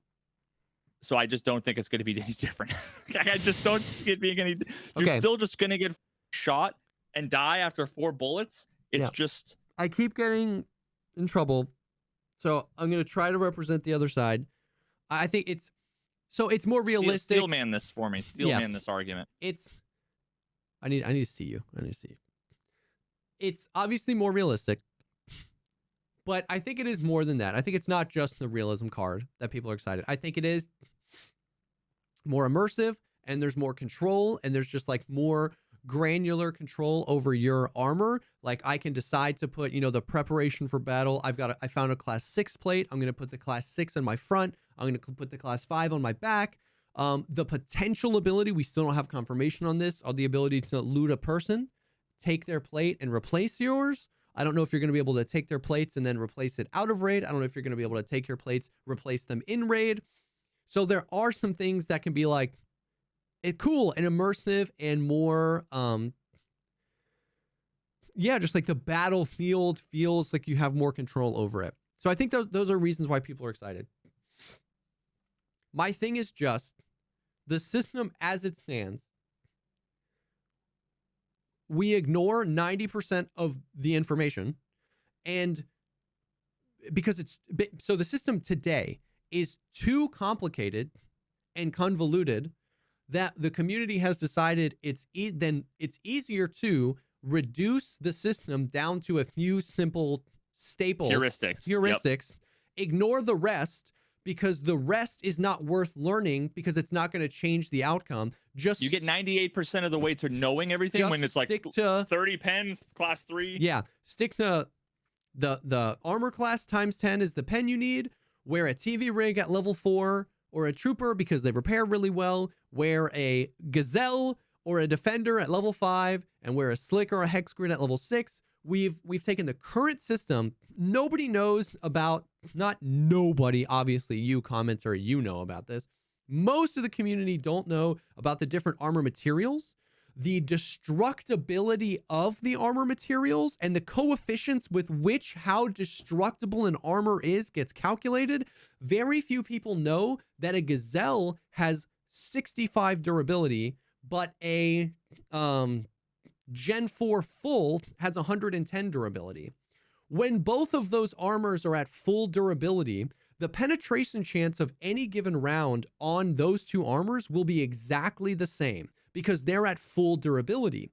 Once both of those armors are shot, and the Gen 4 is at 100 out of 110, and the Gazelle is at 60 out of 65, the penetration chance of the follow-up round now is completely different.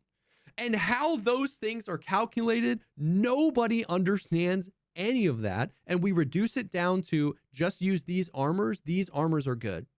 So while I can acknowledge that all of the things people are excited for could be cool, all I'm saying is we take that system and we make it much more complicated. Do we think that all of that information will get absorbed is the question. And people, man, people really in bad faith think I just want this to fail or I hate it. I want Tarkov to be fun, man. I want it to be so good. But all I'm expressing is that that's my concern. What is this? This is just one of the armors. Lightweight bulletproof. This is the fucking module 3M armor. It's got destructibility 0.25. The blunt throughput 0.4. Cool, man. Well, now it's like you don't know what any of this blunt is throughput. Or means. How much blunt damage you're gonna take when getting shot, and blunt damage is the thing people mauled about all the time. And now it's this times 14 plates? Times 14 plates, right? So that's why it's just like people aren't good. It's going to get reduced down to a meta. Yeah. Where the rule is going to be, okay, if the thing has any damage under like 50%, then throw out the plate. The plate's useless. Yeah. And then once if you look at, there's 10 plates, if 5 of the plates are deemed useless, then you throw the armor out. Like it's going to just be some arbitrary set of rules. It's just more clicks. And at the end of the day, think about it. I love the idea of fully customizing. Like imagine if all of these plates and everything, if that all had a tangible impact on your mobility plus survivability in a way that you could go full on level 1 or level 2 and you were like twice as fast moving as if you had all level 5 or level 6, right? That's all cool and well and good in a game like Call of Duty. Yeah. But when you go through all the trouble to do all this stuff and you set everything up and then you grab a couple of plates from here because you have them in your stash. Oh, and you got to buy a couple of plates from the flea market. Oh, but you can't get these plates from the flea, so you have to buy them from Prapor. So you drag and drop those. Okay, cool. Ready to go for a raid. Oh, I'm dead. Yeah. You get another plate carrier. It's your plate doesn't cover your armpit, and a buckshot scav gets 2 pellets in your armpit, squeezing right past your class 6 plates. You're gonna that's 500 damage out of Magnum Buck or whatever. So it's like it's more effort and more potential to have your armor not protect you. Yeah. And think about how many times you've been like, you die and you go to the after action screen and you look at what killed you. You're like, M80, I had a class 5 rig. Like, that's so frustrating. M80, the percent chance. But now you're going to have to think, M80, thorax. What's thorax? Was it my back? Was it my front? What were the durability of those plates at that time? I was in a fight with this guy's buddy. He shot me a few times. Then this guy killed me with M80. So should the M80 have been there? Was it my side? Because that's soft armor. That's only level 2. It's just going to say thorax at the end. You know what I mean? So it's like, I want this to be so good. I know I got beat up during the live stream because, I had like 800 viewers and people were so excited for this. And I was expressing my concerns. I got beat up in chat, which is whatever, right? Like, I want this to be fun. I want this to be good. I hope that single thing we just said, they've said at the office, and like they're reworking how damage and pen works. Maybe the armor zones aren't as small as we thought. Maybe there is no armpit zone. Maybe arms still do cover that. Like, we don't know. And so I really am going to reserve judgment. But I'm also not going to lie and say that I'm not concerned about these things. Because in general, the most complicated things in Tarkov just get reduced down to simplicities.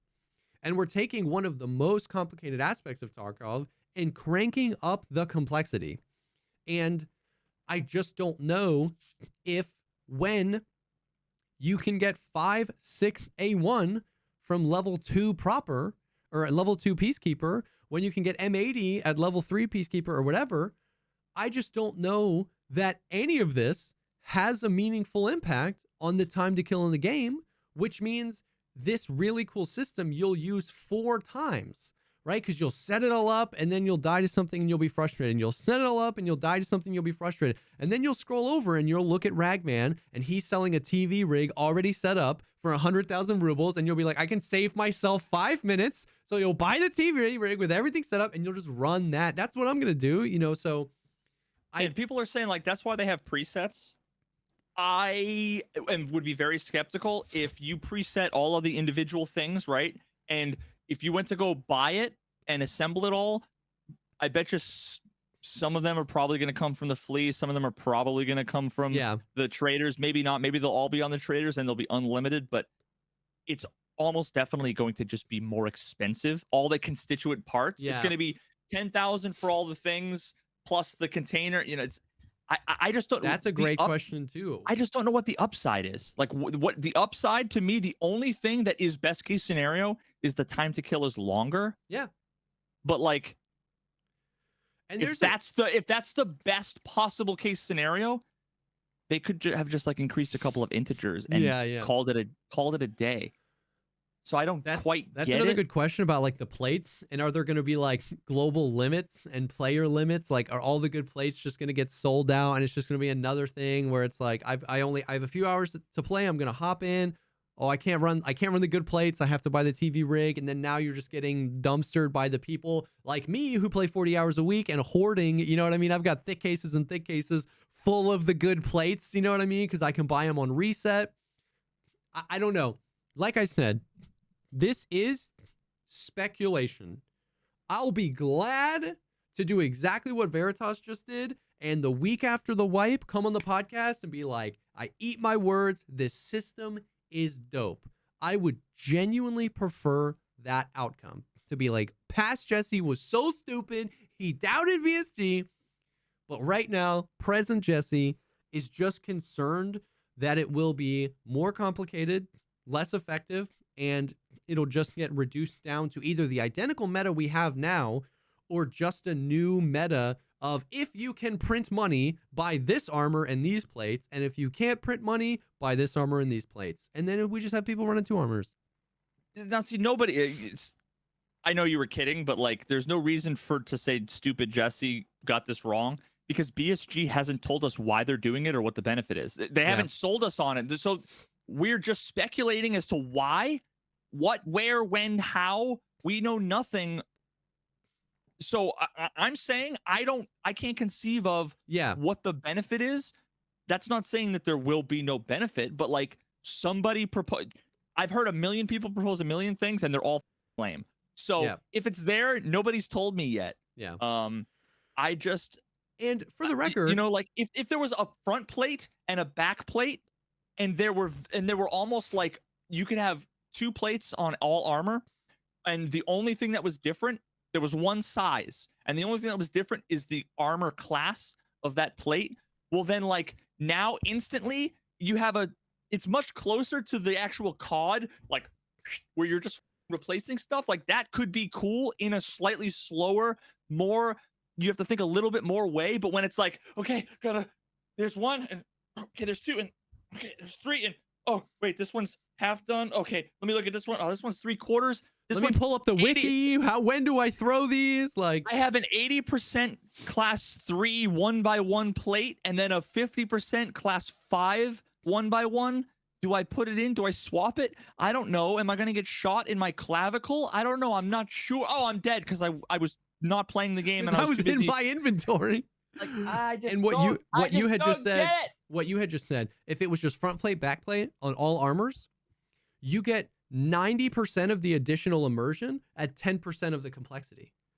Just front plate, back plate. And you can, and now, like, even literally not changing the armor hitboxes, but just saying all the armors you have now, you can just pull the plates out and put in whatever class plate you want. If it was just 1 plate, you get 70% of the immersion. If you break it up into like 2, maybe 3 zones max, now you get 90% of the immersion with 10% of the complication. Like bringing a Thor armor from 1 single zone to 12 seems crazy. I don't know. Now, okay, here's one way to look at it though. Imagine if take the back of your Ford armor. Just imagine it's a square box, right? this is not how it's going to be, but just thought Yeah. experiment. Imagine you have one thing that has 100 durability and it takes up your whole back, and you're running and the guy shoots you in your back and it goes, 70, 40, 10, you're dead. Now imagine it's, instead of a big square, it's a 4x4 grid. If you Yeah. got shot in the bottom left up 1, bottom left up 2, bottom left, then it would partially damage 1, partially damage 2, partially Yeah. damage 3, partially damage 4, and you took no damage. Yeah. Whereas before it would be no damage, no damage, no damage, dead. Right? So there's a world in which it does add the time to kill, because here's what you need to think. Right now, if you get shot in the back, your whole armor gets zeroed. Yeah, for sure. So how they split the durability is important, because imagine if you had 100 durability on the entire armor, it could take 4 shots, right? Yeah. Well, really what it should be is 100 durability on the back and then 100 durability on the front. Yeah. That means you could take twice as many bullets technically. Theoretically, yeah. Whereas if it was 50 and 50, you've not changed a thing. But that's, yeah, exactly. And those are the questions we have. We're like, that class 4 armor going from 50 durability in the game right now to 240, is that like a 1-to-1 scale of 240 where like you could, like you said, 2-3 shots in the same plate, you're still dead, but it's effectively a ton. But even the problem with that, because that's how I would want them to do it, right? Because that gives us the best chance of increasing the time to kill, which in my opinion, it would benefit the game.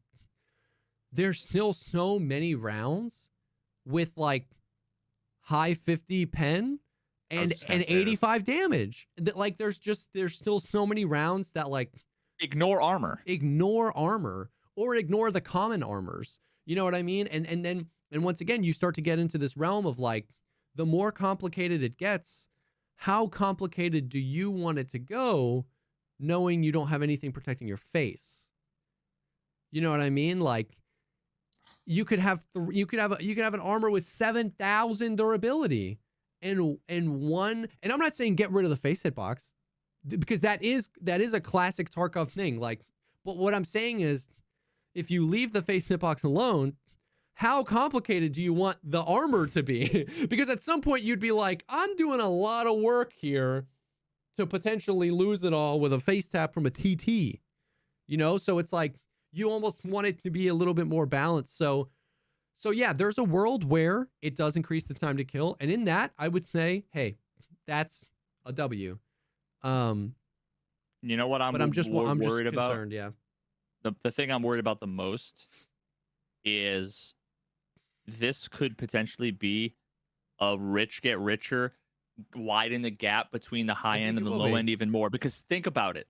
If you have 100 million rubles and I'm a plebeian and I have 300,000, who is going to be able to afford paying 12,000 rubles a bullet?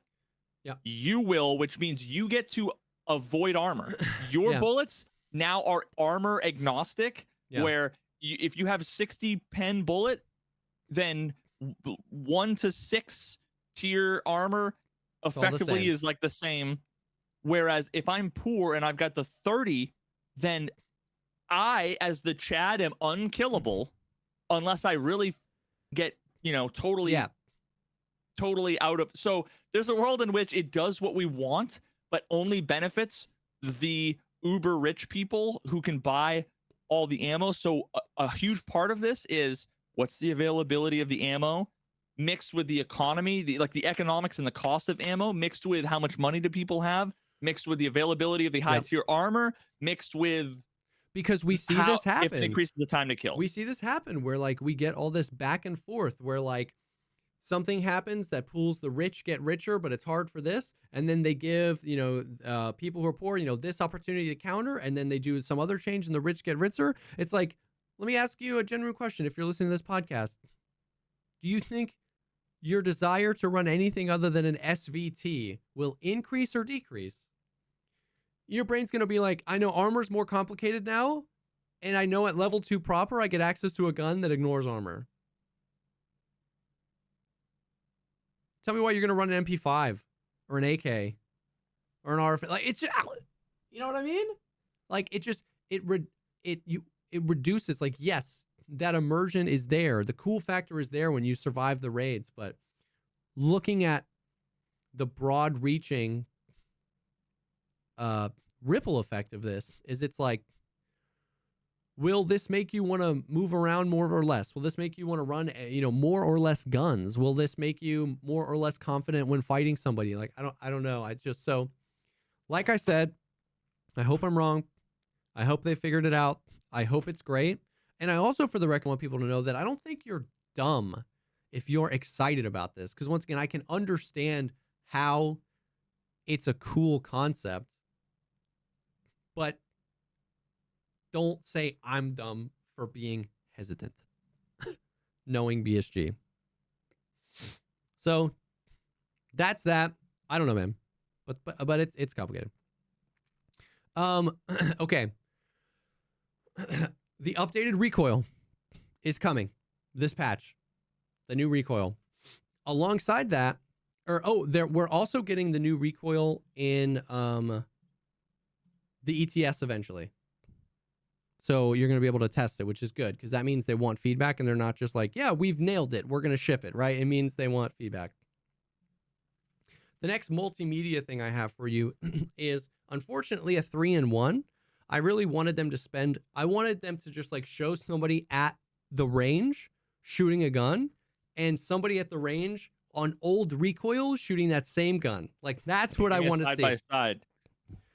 Here's something that some Tarkov content creator needs to do right now. You're welcome for like the 100,000 view is you need to go and make like TikToks of you dancing. It'll be remember the Harlem Shake meme? You do that in Tarkov. Genius idea. Anyway, change the subject. So the video is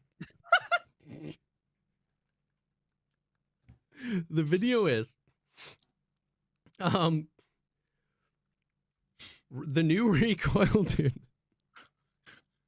The new recoil, left shoulder shooting, and the new blind fire. They're showing them all off, which means watch the video. I think the recoil looks pretty good. Oh, I haven't sent it to you. But also know that, like, we haven't had proper... But have we had Prapor? We have had Prapor, but not proper, like, testing of it.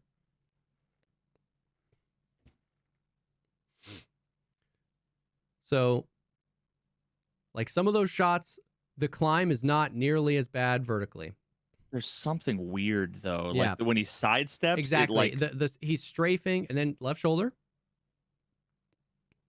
It's a little weird, but I'm going to come back to that. We'll watch the video and then we'll talk about the left shoulder. This is just like a pistol. He just shows the left shoulder thing a little bit. I don't know why you would ever do this and walk around and shoot a scav like that. You would never, but they put that in the video. It's interesting that I'm not like a tactical Andy, but like if you were to with a pistol, would you like change the shoulder but while keeping like your dominant hand the right hand? Oh, well, we'll talk about that. And then a little bit more recoil right here. And so to think that those are relatively lightly modded guns, I think the recoil looks pretty good. And then this is the new blind fire, which is much more effective.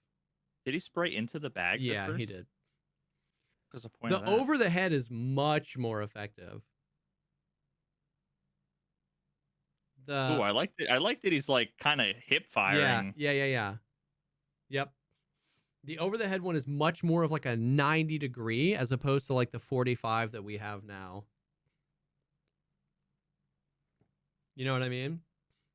Yeah. So new blind fire. I think they showed a video with like pistols where he like does it and puts his hand on his chest in the third person or something.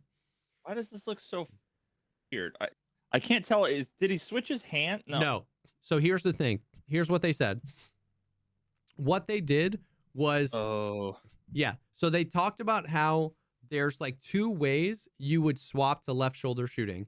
There's like a really methodical, prepared method where you're highly trained on that, where you literally swap shoulders, you swap your hand positions, and you like have to practice on that. And then like a really quick and dirty, if you have to clear a room, you would literally just put the buttstock of the gun on the other shoulder and lean your head the other way. That's what they put in the game. And I tentatively think that that's the right option because can you ADS here, or is it only? No, you can. In the very beginning, he was ADSing with the left shoulder in the very beginning of the clip. But like you're kind of leaned a little bit because of the nature of it.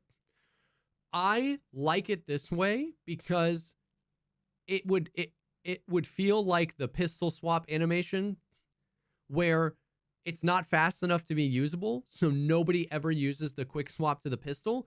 If it was a 3-second animation for you to swap shoulders, swap your hands, like nobody's doing that in a fight, right? But that quick, you actually might if you're forced on a left hand. You know what I mean?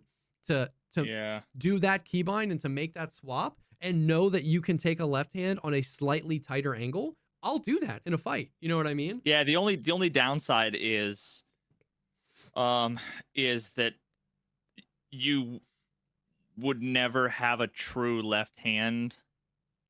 Like, that recoil looks good. Yeah, it does. You'd never have a true left hand grip, right? Yeah. Which like, you know, I mean, I might actually use just because I mean I'm left-handed in CS:GO. And I prefer that. I got used to it. I would totally be down. Now the problem there, my guess, I wonder how much of that has to do with their animations. Yeah. Are they need to redo everything? Like it's a lot more work if you have different hands on different things because the guns aren't ambidextrous. You still have charging handles on the same side and whatever, you know, like so that I wonder if that was not just a practical, it was just easier, you know? Yeah. I don't know. Yeah. I don't know. But I really, once again, tentatively, I need to get it in my hands. I like it this way. I like that it's quick and it'll just be on its own bind. You don't ever have to use it if you don't want to, but it's there. And I think it will be a slightly like skill advantage to have this down and to practice with it when you're taking left hands. I think it's a win-win. It seems quick enough to be usable in a fight and simple enough of a mechanic to be completely ignorable if you don't care about it. And I think that's a good spot to be. Once again, for Tarkov, not wanting them to like over-engineer it, that's a good spot to me. I was terrified this was going to be a 3-second quick time animation. Dude, just look at this recoil. I mean, it looks a lot better. On a basically stock AK with the nipple sight. You know what I mean? Like that's not bad. I like that there's more. There's like I don't know how to describe it. It's like more chaotic camera recoil. Like your head and your shoulder are being like but not so much that it's like hard to see. Yes. It's a really, I think it's just a really good way of. And there's a little bit more backward momentum of the gun coming at you, not up, right? It feels more intense, but not hard to control. Yeah, intense is a good way. Immersive. It's more immersive. Intense is a good way to put it. It's chaos. I'm shooting a full auto gun, but I'm not shooting the tree above that guy. You know what I mean? Like that's what it looks like when I shoot full auto. It's like not all over the place. I can control it pretty well. And this is, by the way, like what we've always talked about. Everybody's always, not everybody. Okay. People have always been frustrated. If you want less recoil on the guns, so you want all the guns to be laser beams like they were in 10.3 where the M4 had 19 vertical recoil. It's like, no, I want this. I want better. This is chaotic energy. This means if I'm shooting at you and you're running away, I might hit you in the leg, then the arm, then the thorax, but I'm never shooting you once in the thorax and then shooting Jupiter. You know what I mean? It's like I'm sending a chaos, a volley of bullets in your direction, and it's controllable. So this, I wish they had done a more side by side. I wish we had gotten a little bit more out of the recoil. But what I'm seeing here, I'm actually excited about it. It looks great. And the fact that they're like, hey, we're going to put it on the ETS and gather feedback is another good sign, in my opinion. Watch the M4 is still like complete and utter dog. Now it's Dude, just going to be Russian AK biased. please, no, dude. Give the stock M4 some love. Like, these clips make me actually excited for early wipe. You know what I mean? Like, actual fights with, like, lightly modded guns that are, like, usable but also escapable. It's not going to be a laser beam of, like... Because that's what it feels like we have. It feels like there's two types of guns. Guns that can land 11 consecutive shots on my thorax, or guns that shoot me once in the toe and then once at a 45-degree angle up. And I don't like either of those. I don't like feeling like the dude across the street with the Meta M4 is like thorax, thorax, thorax, thorax, thorax, because there's no recoil. I like that. I like what we just saw, the chaotic energy, but I'm still kind of in your character model. You know what I mean? Yeah, like, I mean, all the games that we were comparing back in the day when I was like talking about the recoil, and I was I was gonna do a video where I compared all the different games or whatever. Every one of those games, BattleBit, COD, what was the other one? BattleBit, COD, Insurgency. Oh, okay. Every gun felt good in a totally different, unique way. Yes, BattleBit was and right now with very Tarkov, much so like that. And right now with Tarkov, every gun feels like unless you fully mod it, and then it feels stupid. And they all simple. feel bad in the same way. Yeah. And then when they feel good, they all feel good in the same way. It's like, oh yeah, I have a little 3-shot burst and then I'm a laser beam. You know what I mean? So yeah, I am pretty excited. I'm pretty excited for what they showed. I'm excited to test it, and that's cool. I legitimately think the left shoulder shooting, once again, I don't know how effective it's going to be, but I think it's the best I could have hoped for coming out of VSG. I was really worried they were going to over-engineer it, and it's simple and quick. And I think that's all it needs to be usable in the game, and then they can refine from there. But if the quick swap pistol animation, I was so excited for that because I was constantly thinking about how sick clips like that would be. It's too slow. Nobody uses it. You know what I mean? And you're too wobbly. So like this looks pretty usable. And then the blind fire, I think the blind fire looks better. I think it's way more usable being a closer to a 90-degree angle instead of like... And we didn't see it first person though, which is all that matters. You're right. You're right. Yeah, that's true. Okay, last video. Okay, and this is a really interesting one. I'm excited to get your take on.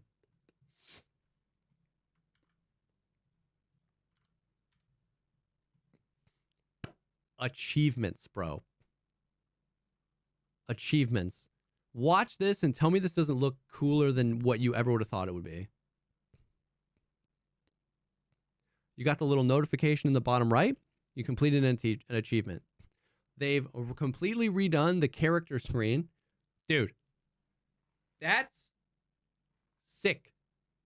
There's rare achievements, legendary achievements, common achievements. We don't know if they have rewards yet. And it looks like I've paused and gone through all those. Dude, we're finally getting the separation of the PNC and the scav in the character screen. Oh, there you go. Finally, which is kind of cool. And then, okay, so we'll go through the video and then I'll go back and talk about it. There's, you're going to be able to put guns. This is for the audio listener. Put guns. What? Yeah, there was a new thing in the hideout. I never thought this was going to be added. I this up 75 years ago. The weapon stand? Yeah. Oh, that's been in all white, brother. What do you mean? Yeah, since August, this weapon stand's been in. This is in the game already? In the game. Oh yeah. I mean, I had no idea. Literally had no. I haven't watched the game or played the game, let alone gone on my foot. Damn. But what's new is what you're about to see, which is you can pick 3 guns on your weapon stand. You can set them as favorite, which is what he's doing right now. And then you can view your friends and maybe others, I don't know, but definitely your friends. You can view your friend's profile. There's a new copy over. There's a new friend profile, and any one of those favorited guns, you can open and copy that preset. Holy. And you can see, so this is the profile. You see what achievements your friend has done. You can see their survival rate and their stats. And then you can open their presets and save them. Bro. W.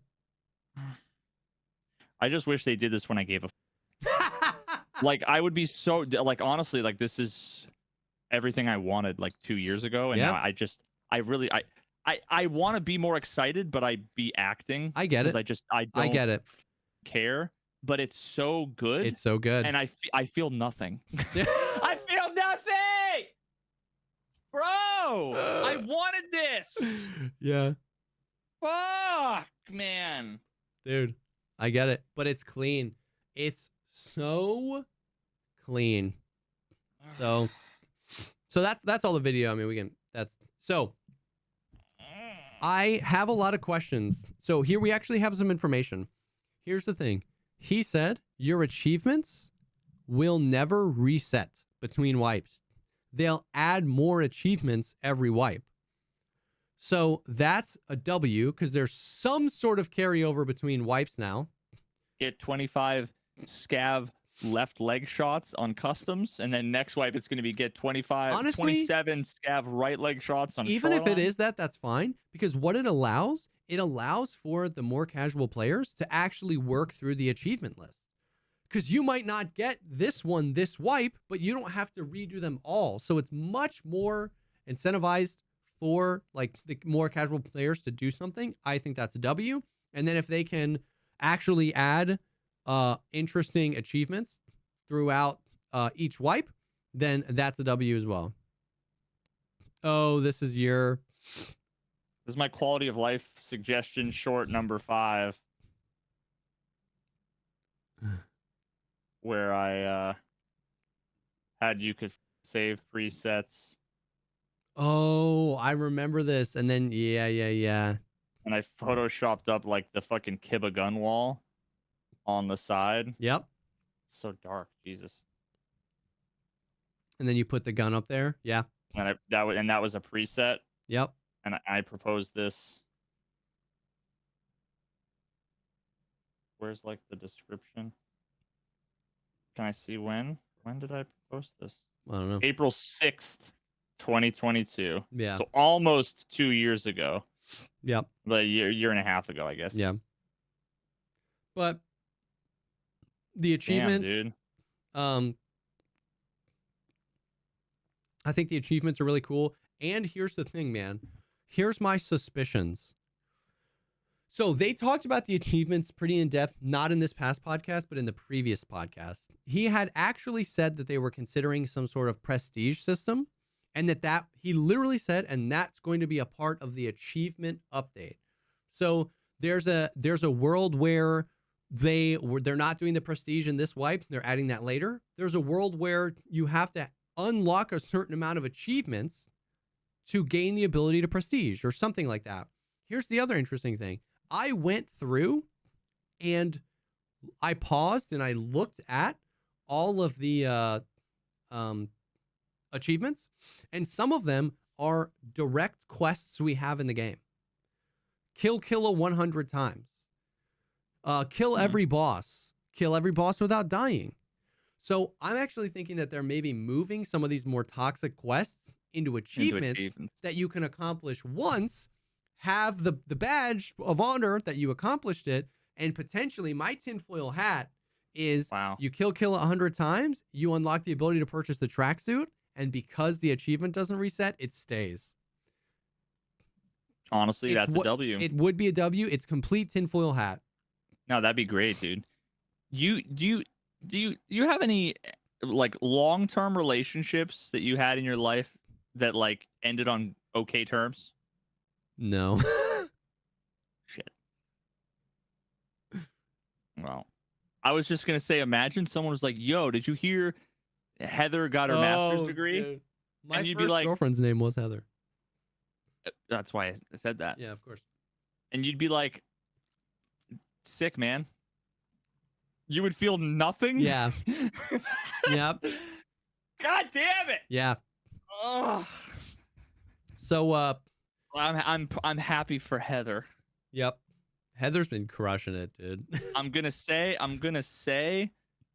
like, oh, that's so awesome, and I'm doing it to be polite. Yeah. Good for Heather. Okay. We'll blitz through the rest because we're already at 2 hours and 15 minutes. The magazine loading presets, that's literally just like you can set presets for magazines and load it a specific way. Cool. Oh my god, with like the stacking bullets. Yes. Lol, I can't wait to see the meta, dude. I can't wait. Yeah. It's gonna be like every time I go up to the plate, undo my strap 3 times on my thing, tap the bat, do the cross on the plate, wiggle my elbow 6 times, and then 10% of the time I hit a home run. It's gonna be some superstition galore. I think it'll be more so used as like when I run an M4, I want 2 60s with 5.5A1 and I want 2 30s with 5.6A1 because I don't want to be using on my 5.6A1. And it's just like boom. Like you can fill the mag all the way. It doesn't have to be. Is it one? Is it like is it a preset for like a group of mags or for one individual mag? I have no idea. Because if it's an individual mag, then that makes no sense. That makes no sense. I don't know. We don't get any information on that. Lightkeeper services. Okay. When you get at a high enough reputation, services. When you get a high enough reputation with Lightkeeper, which it's going to be really toxic if they add these things and don't change getting to Lightkeeper because so few people get to Lightkeeper, you will be able to hire him to do things for you or purchase services from him. The 3 services. M for M on Craigslist. Yeah. The 3 services that you'll be able to purchase that have been confirmed. Calling Zerachi in for support. You up? Yeah. So I'm assuming it'll be like a flare, a blue flare you only get from Zerachi or from Lightkeeper. Zerachi spawns on the map and is friendly to you, I would imagine. Is that what they call it now? Yeah. The friendly wiggle? Goon support. So you'll be able to do the same thing and spawn the goons. Why does everything sound so homoerotic? Is that just the mood I'm in, I guess? I guess. And then the third thing is a temporary truce with the cultists. Those are Lightkeeper services. We have new guns. We're getting I forget what it's called, but it's the SMG version of the Val. So 9x39 in like an SMG. Suppressed and unsuppressed. We are getting an RPD, which is like a belt-fed LMG that shoots 7.62x39. We are getting the SIG Spear, chambered in 6.8 Creedmoor. New caliber. Oh, great. Yeah. 27 options right off the gate. 9891, that's what it's called, yeah. And we are getting an updated SKS, is what he said. I don't know what that means. We are getting new quests and quest rebalance. They've said that every wipe. Don't expect much. New voice lines for bosses. Bipods and weapon mounting is coming later. That was originally supposed to come in this wipe, but that's getting moved. But that's okay because everything we've seen so far has been a huge W. So whatever. Sorry, I was. Are you okay? I was just by dudes and PMC mounting. I'm still for some reason in a real. I'm in a real sexual. I'm tired. I can't stop thinking about Ragman and like Prapor. By dudes and PMC mounting in the marked room, if you know what I mean. Holy. They are adding an RPG. It is not coming this wipe. The RPG will eventually be how you counter the BTR on streets. Right now, there is no counter. No RPG. Anti-cheat. Banned over 10,000 cheaters between October and November. Patch point 14 is specifically identifying a few vulnerabilities that cheat developers use. And they've got a big part of their team working on anti-cheat. Hold on. I'm stalling. Wait a second. In exactly 42 days, 18 hours, 48 minutes, and 47 seconds, Edge of Darkness will no longer be purchasable. If you have Edge of Darkness, you keep it. You keep your Gamma, you keep your stash, you keep everything. But in 42 days, which is December 31st, I think, you will not be able to buy it anymore. So, potentially a Black Friday sale. If you're really into Tarkov, I'm not trying to sell you on it. I don't make any money from it, but it's a crazy value in the sense that you get Arena and you get the big stash and you get the Gamma and all the stuff. So if you've been on the fence about it, you have 42 days to decide. Let it be known. Yeah, that was the podcast. Wow. I mean, they're honestly like some of the biggest W's I've heard in a very long time. Same.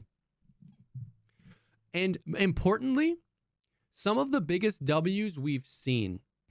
Because you know even better than I, how many times has there been a podcast and we were told this is coming and we got really excited and maybe it wasn't what we thought it was. So to see the recoil and us very critically go like, that looks pretty good. Left shoulder shooting. Normally if this is coming and it's something we didn't want and it looks like and then it comes out worse. But this is like 8 things we've wanted for a long time. And I'm genuinely impressed by how they all look. Like, the achievements blew me away. I mean, not that the aesthetic really has anything to do with it, but I'm like, it just looks clean. It looks good. I want to grind all those achievements. The left shoulder shooting, the blind fire, the recoil, the vaulting. Dude. W podcast. So, he kept calling it the New Year's patch. Everyone's wondering when it is. I would imagine very late December, right? It's not, very late December. We're going to get Arena in the beginning. They're going to give us a few weeks, I'm sure. The New Year's patch. That makes me think it's going to be like January 7th. I mean, it legitimately might. Which might actually make sense if they like release Arena. Yeah. And then like let that go over the New Year's, chill, relax, and then like once everything, because normally they take their vacation the first week of January or the first couple weeks, something like that, right? Which is like right when they wipe, so it's always a brutal time. So it could even be. But I am very excited for this wipe. And like we are like a week or two away from potentially the first new waves of Arena coming out. That's gonna hold me over until the wipe. I'm super excited about the wipe. Huge W. Good time to be into Tarkov right now. So I'm excited to see how all this stuff happens. I do want to talk about Twitch Rivals, but we'll talk about that next week or on the PP because we're at 2.5 hours already. Twitch Rivals, the TLDR was like, it was the absolute best Twitch Rivals for Tarkov they've ever done. They're finally starting to... I saw you tweet that. I want to hear more. They're finally starting to understand how to do it. But there were some like classic, like, okay. like, you know what I mean? But it was good. So yeah. That's the stuff. Hostess. Bye, dudes. And mounting PMCs, boys. That is your word of the day. Type that in the comments and we'll know. No, I'm just kidding. Please don't. But yeah. Yeah. What? No, I was just wondering how that would change the content algorithm. Yeah, the algorithm. We'd somehow get a bunch of like commenters like, this isn't what I expected. Wait a minute. Came here and I searched for buy dudes and whatever. And this isn't what I expected. Also, where can I buy this Tarkov game? But yeah. So thank you guys for hanging. Thank you guys for being a part of the community. We appreciate it. Once again, if you want more of this content, never mind. Come look at our PPs. Come look at our PPs. Patreon.com/thepodcastpod. And it's pretty cool. So you should check it out. Thank you again to HelloFresh and BetterHelp for sponsoring the episode. For our PPs, for our patrons, this will be live tomorrow. For everyone else, it'll be live on Monday. Thank you guys for hanging. We'll definitely see y'all on the next one. Doodles.